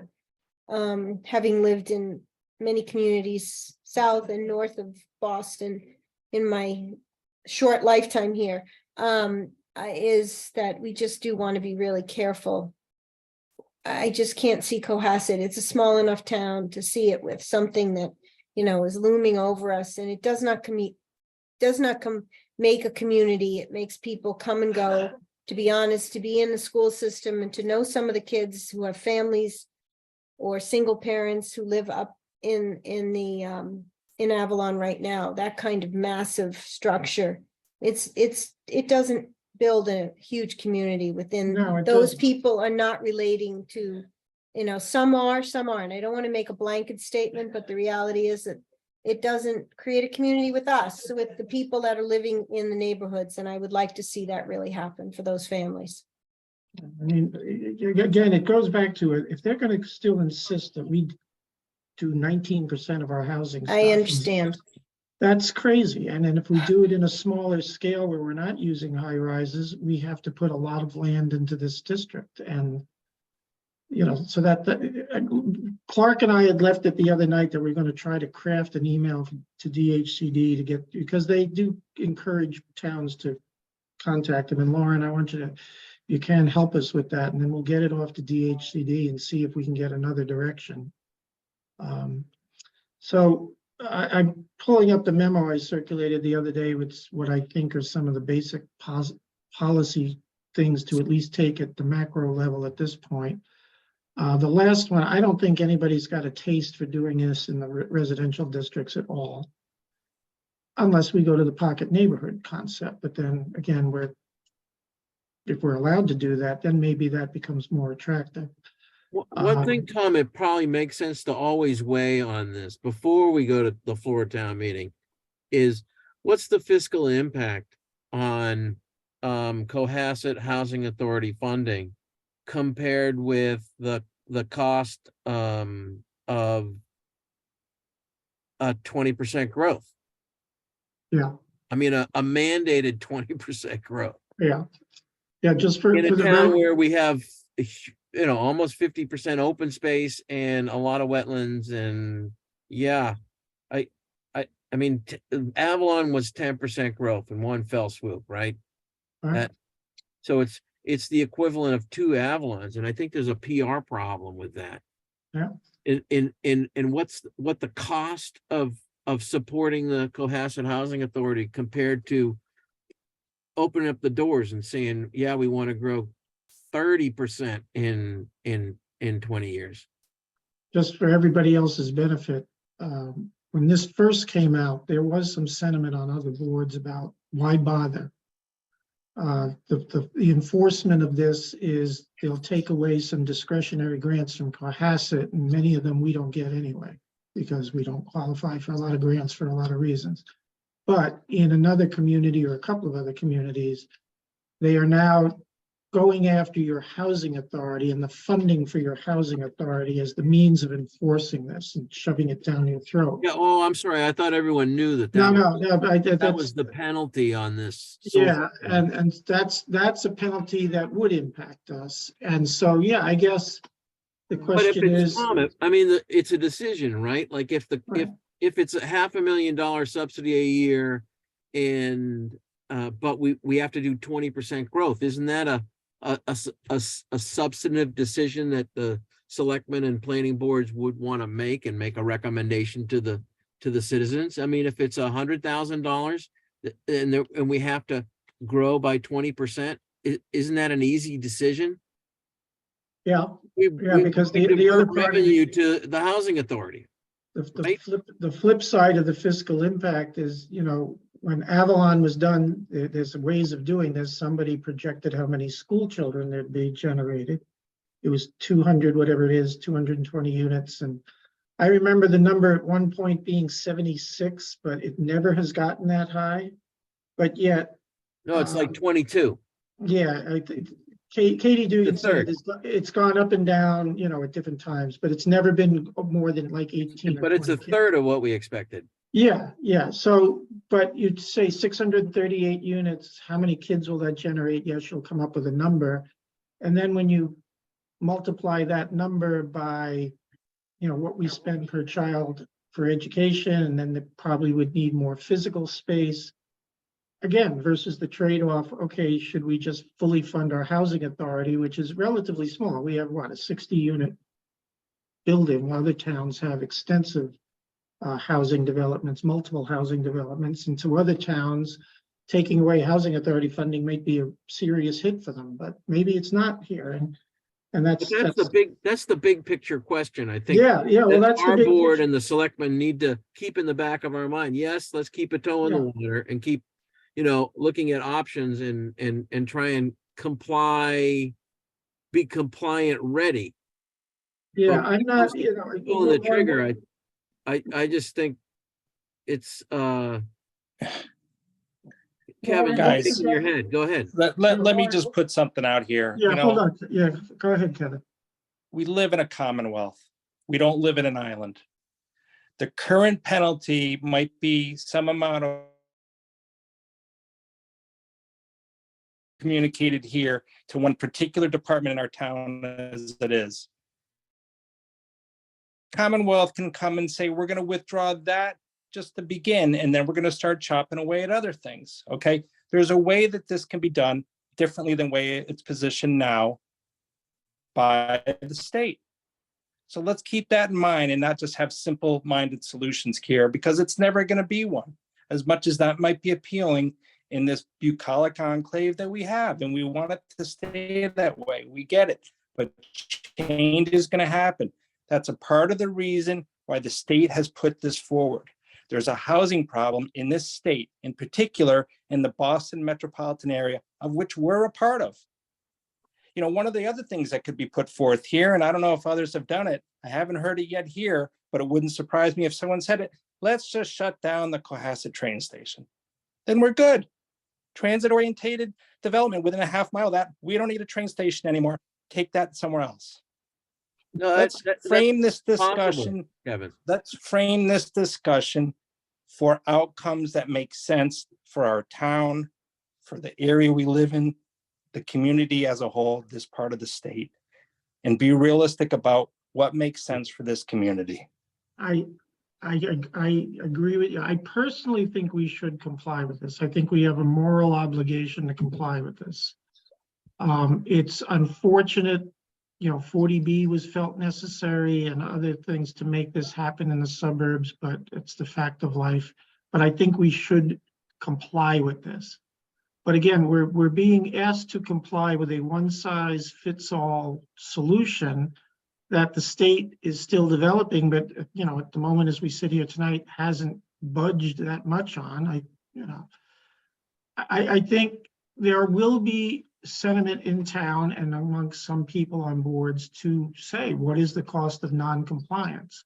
I don't think we should go that way because the AG is actually threatening, court action and more than just housing. Now, housing authority funding is their tool of the moment, but she took a very aggressive position on this with her threats. Now, whether they carry through is another thing, but I think we should at least discuss it because again, the point of my discussion here and meeting the other boards is what is the policy direction we go in. We can still write a bylaw to comply with this and have it ready to go. The deadline, Lauren, is it December 23 or 24? I think we have adopted zoning and compliance by the end of 2024. Oh, okay. So we have more time than I thought, but it's something we need to address, sooner rather than later, I think. That's why I'm bringing this up. But the goal was to bring it forward in 23, but maybe not. But, Kevin, you're right. And it's a giant, big issue for everybody. And Cohasset has to realize that it's not a little island that can just close off and, as the sentiment you see on 143 all the time is no more development, leave Cohasset the way it is. It's no longer the place it was. Well, that's progress, but we should at least discuss everything. And so, and non-compliance has a cost. Compliance has a different cost. Cohasset will be different with compliance, but, again, we can't separate from the rest of the world. I agree with you on that. Cohasset's also, Well, Tom, to me, has always had that attitude that it's an island and the rest of the world doesn't just impact. because we zone for housing choice, multifamily as of right, doesn't mean it's all going to get built. Correct. I think it's going to be very And- difficult for developers to string together the properties and to do this profitably in the current marketplace. I think it would be extremely difficult to see 638 units come here overnight, or even in the The good space news, of Tom, 10 years. good news is we're not going to try and do it by this fall. We have a year and a half. And then And Lauren, Tom, it's, Lauren, I don't know if you have a sense of whether originally the number for Cohasset was more like 750 and now it's 638. I don't know if there's any sense that they're going to come to their senses with smaller towns and if it was 15% instead of 19%, it's in the 500s, the low 500s, I think. So Right, I- so. I don't know if there's any sense they'll come to their senses, but 350 originally was when the regulations were in draft form and they were just saying that as a blanket minimum. And then when they heard back from communities saying that is too much for our community, they adjusted these regulations that have a series of criteria. That's why you see 15% for commuter rail communities. However, they're having this sort of circuit breaker that for communities that their density requirements and their acre minimum don't match up to for our purposes. If you look at our acreage and the amount that we'd need to have, we wouldn't meet all the density requirements. So they factoring that 15 dwelling units per acre multiplied by our units and all that, they take the higher of that requirement. So even though we're more about 19% in our requirements, we haven't reached the circuit breaker level, which is their 20 or 25% that they're saying that they'll cap that for any community, but they'll let you exceed what your typical commuter rail category would be if your measurements don't add up, which is the explanation we got when I had inquired several months ago about why that math was not adding up. yeah. Chris, did you want to add something? Oh, I was just going to point out, Tom, that from listening to all of us talk about this, I'm not getting the sense that anyone opposes bringing Cohasset into compliance. It's just how we bring it into compliance. So I think I'm speculating a little bit here. We're all on board with coming into compliance. We just need to talk about how we would do it, how aggressive we would get in making sure walking was an option, easy access to the train station was an option, proximity to different resources. But I think I'm hearing that everyone on this board is in favor of setting up the zoning to, at the very least, be compliant. I think so. And is there a consensus that 3A is the logical location for it? I think it is, but In, that's just, in proximity to both stations? I think so. Yeah, I think you need to look at both stations because part of North Cohasset is, I mean, North Situate is a good spot, as well Yeah. as Cohasset Station. I think your questions here are very clear, Tom. You know, are we taking a minimalist approach to compliance? I think we're taking a cautious approach to compliance. We need to look at what is out there. I think we all agree that we have to do something.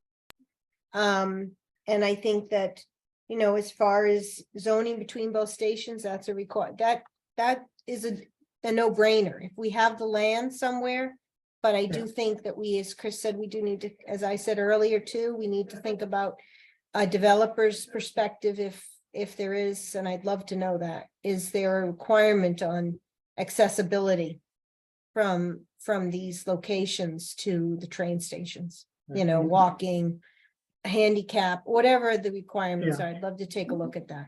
We'll have to build that, we'll have to build that into the bylaw because we don't have it now to require that stuff, so. Is it required of from the state? You know, they can be very loosey-goosey about that, and sometimes they can be very direct. So I'm just curious. Yeah, Encouraged, it's not required.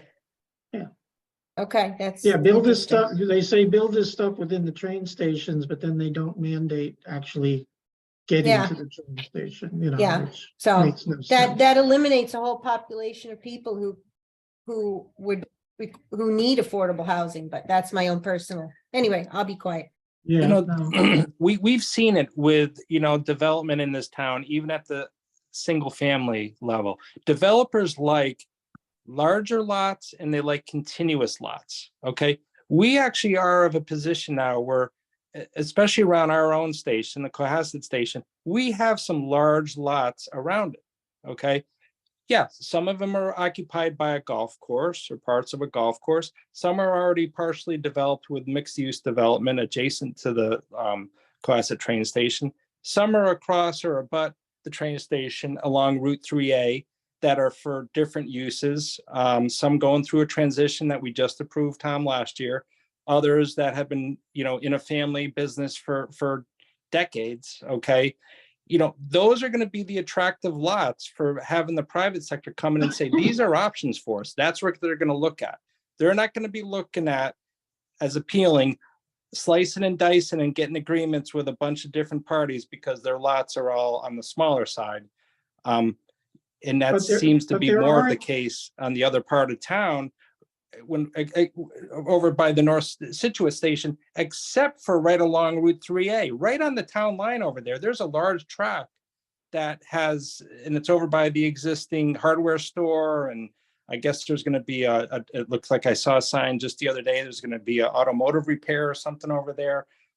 That's going through a transition, and that seems to be on the larger side over on the North Situate lot area, right on Route 3A.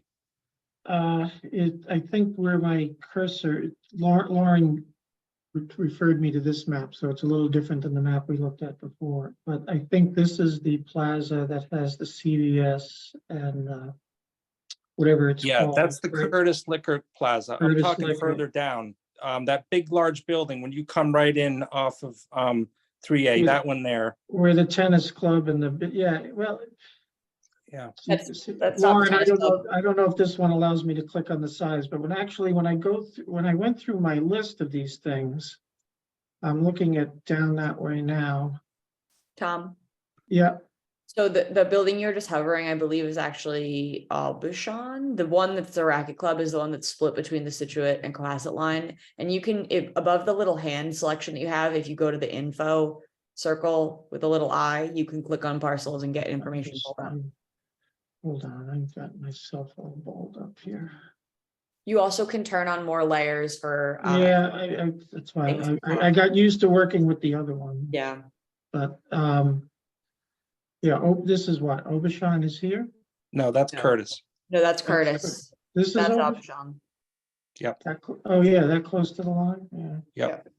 Oh, and the tennis club and the auto thing is here in Situate, you're right. Right.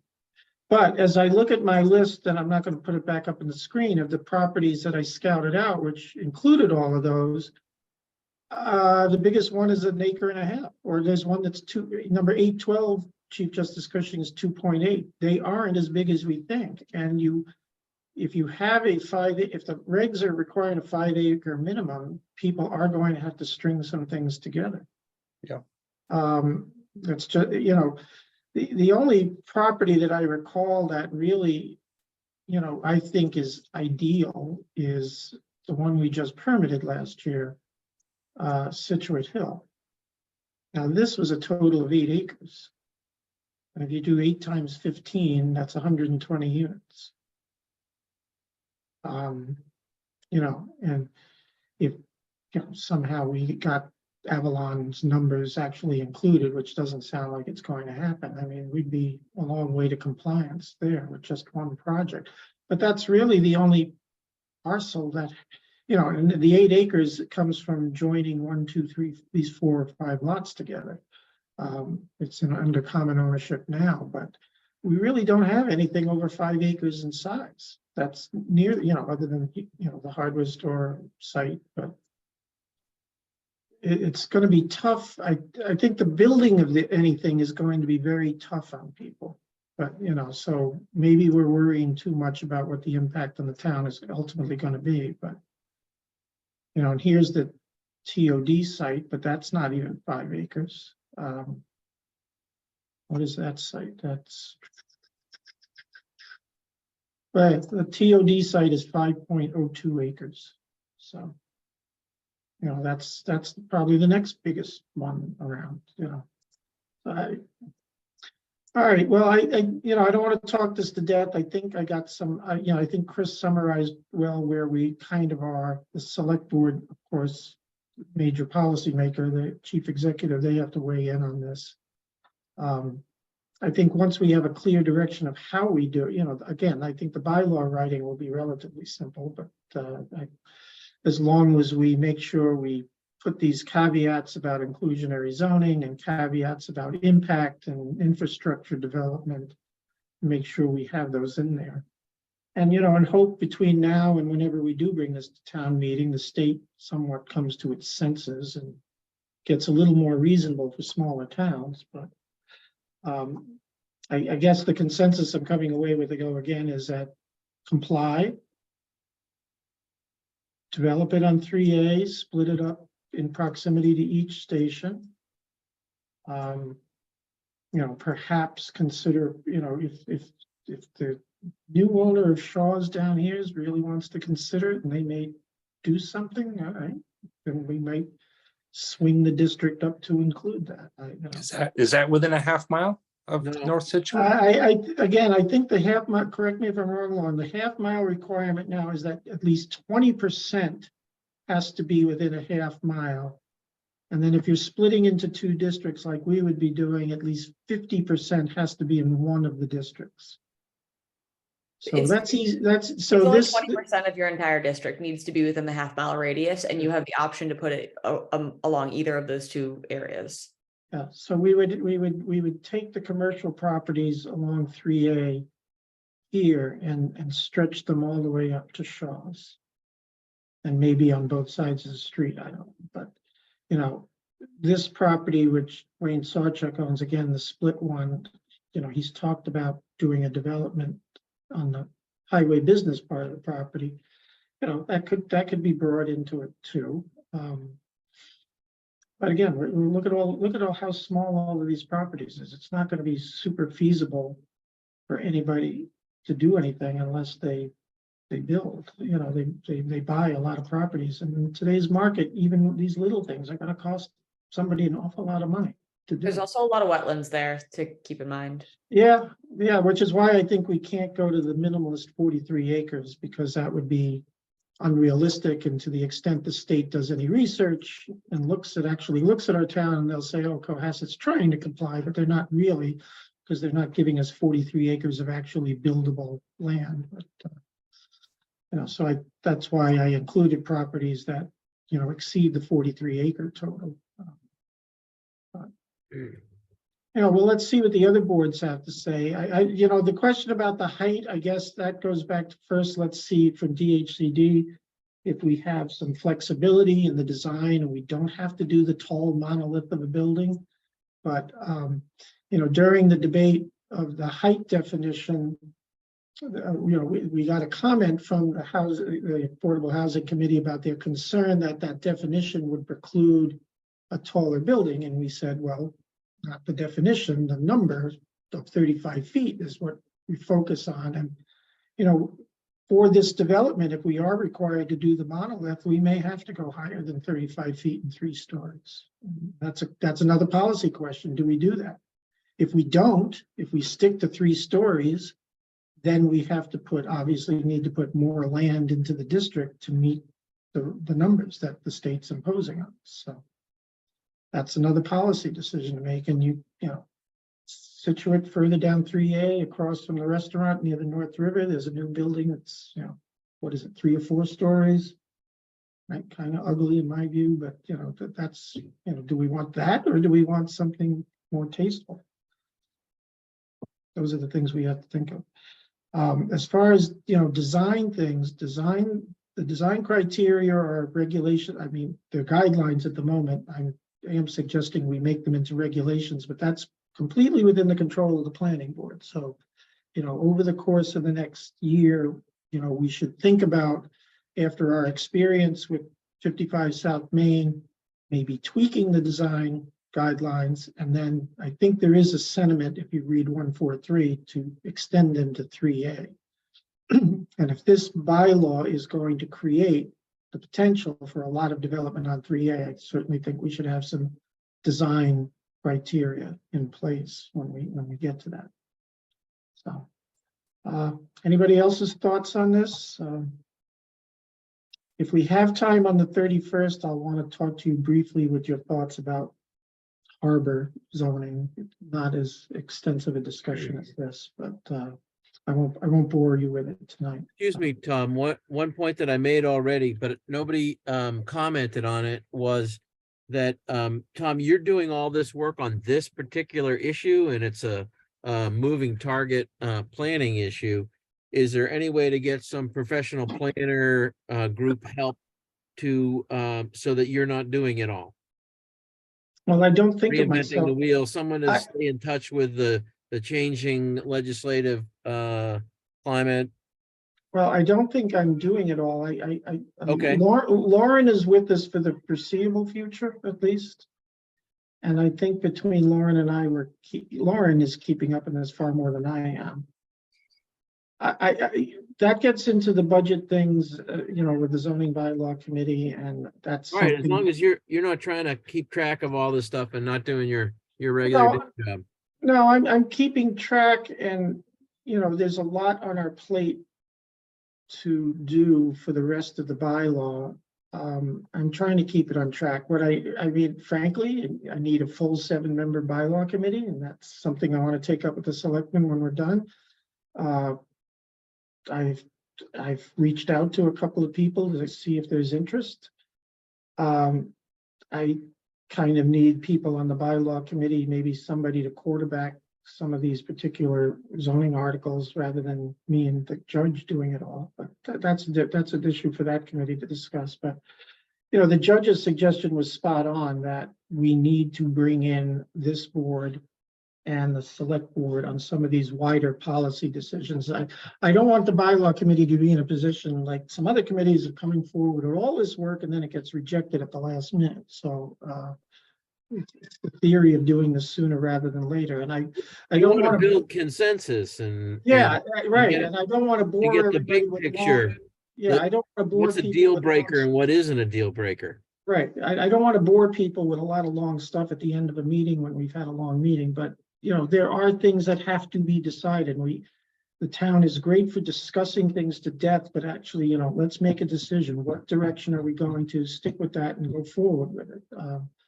So this is very helpful. The thing on the harbor is going to be helpful when we get into the use table. You're not going to hear about it at the last minute. This board will hear about that as it's being developed.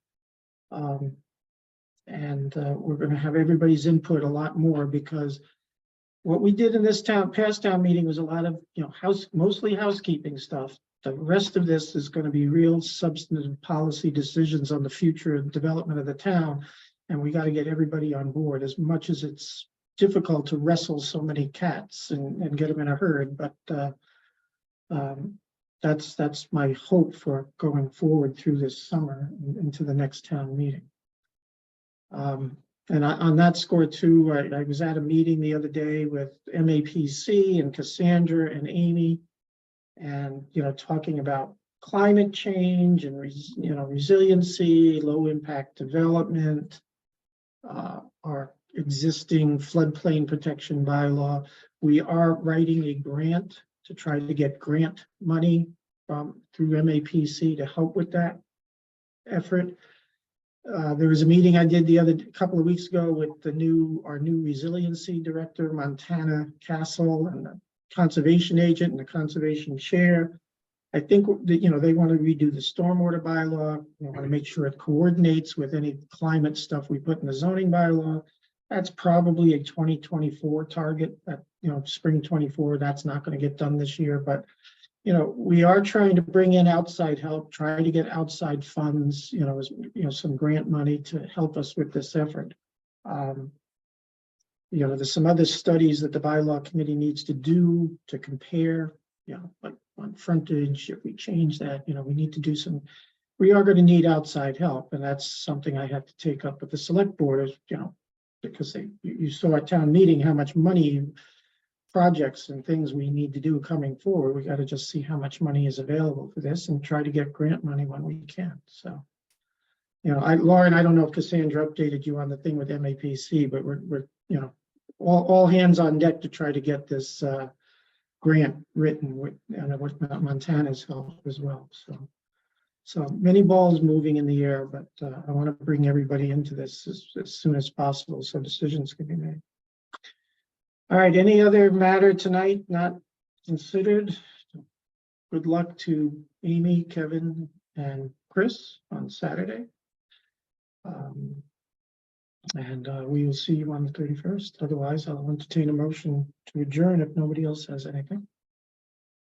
Motion. Second. Okay, all in favor? Clark Brewer, Tom Callahan, aye? Deirdre Adam Hobson, Hyde, aye. aye. Oh, sorry. Felix, aye. Deirdre Hobson, aye. Okay, great. All right, thank you Thank all. you. Thank you, Angela. Thank you, Lauren, for your help, and we'll see you in a couple weeks. Good night. Good night. Thanks, Lauren. Bye-bye.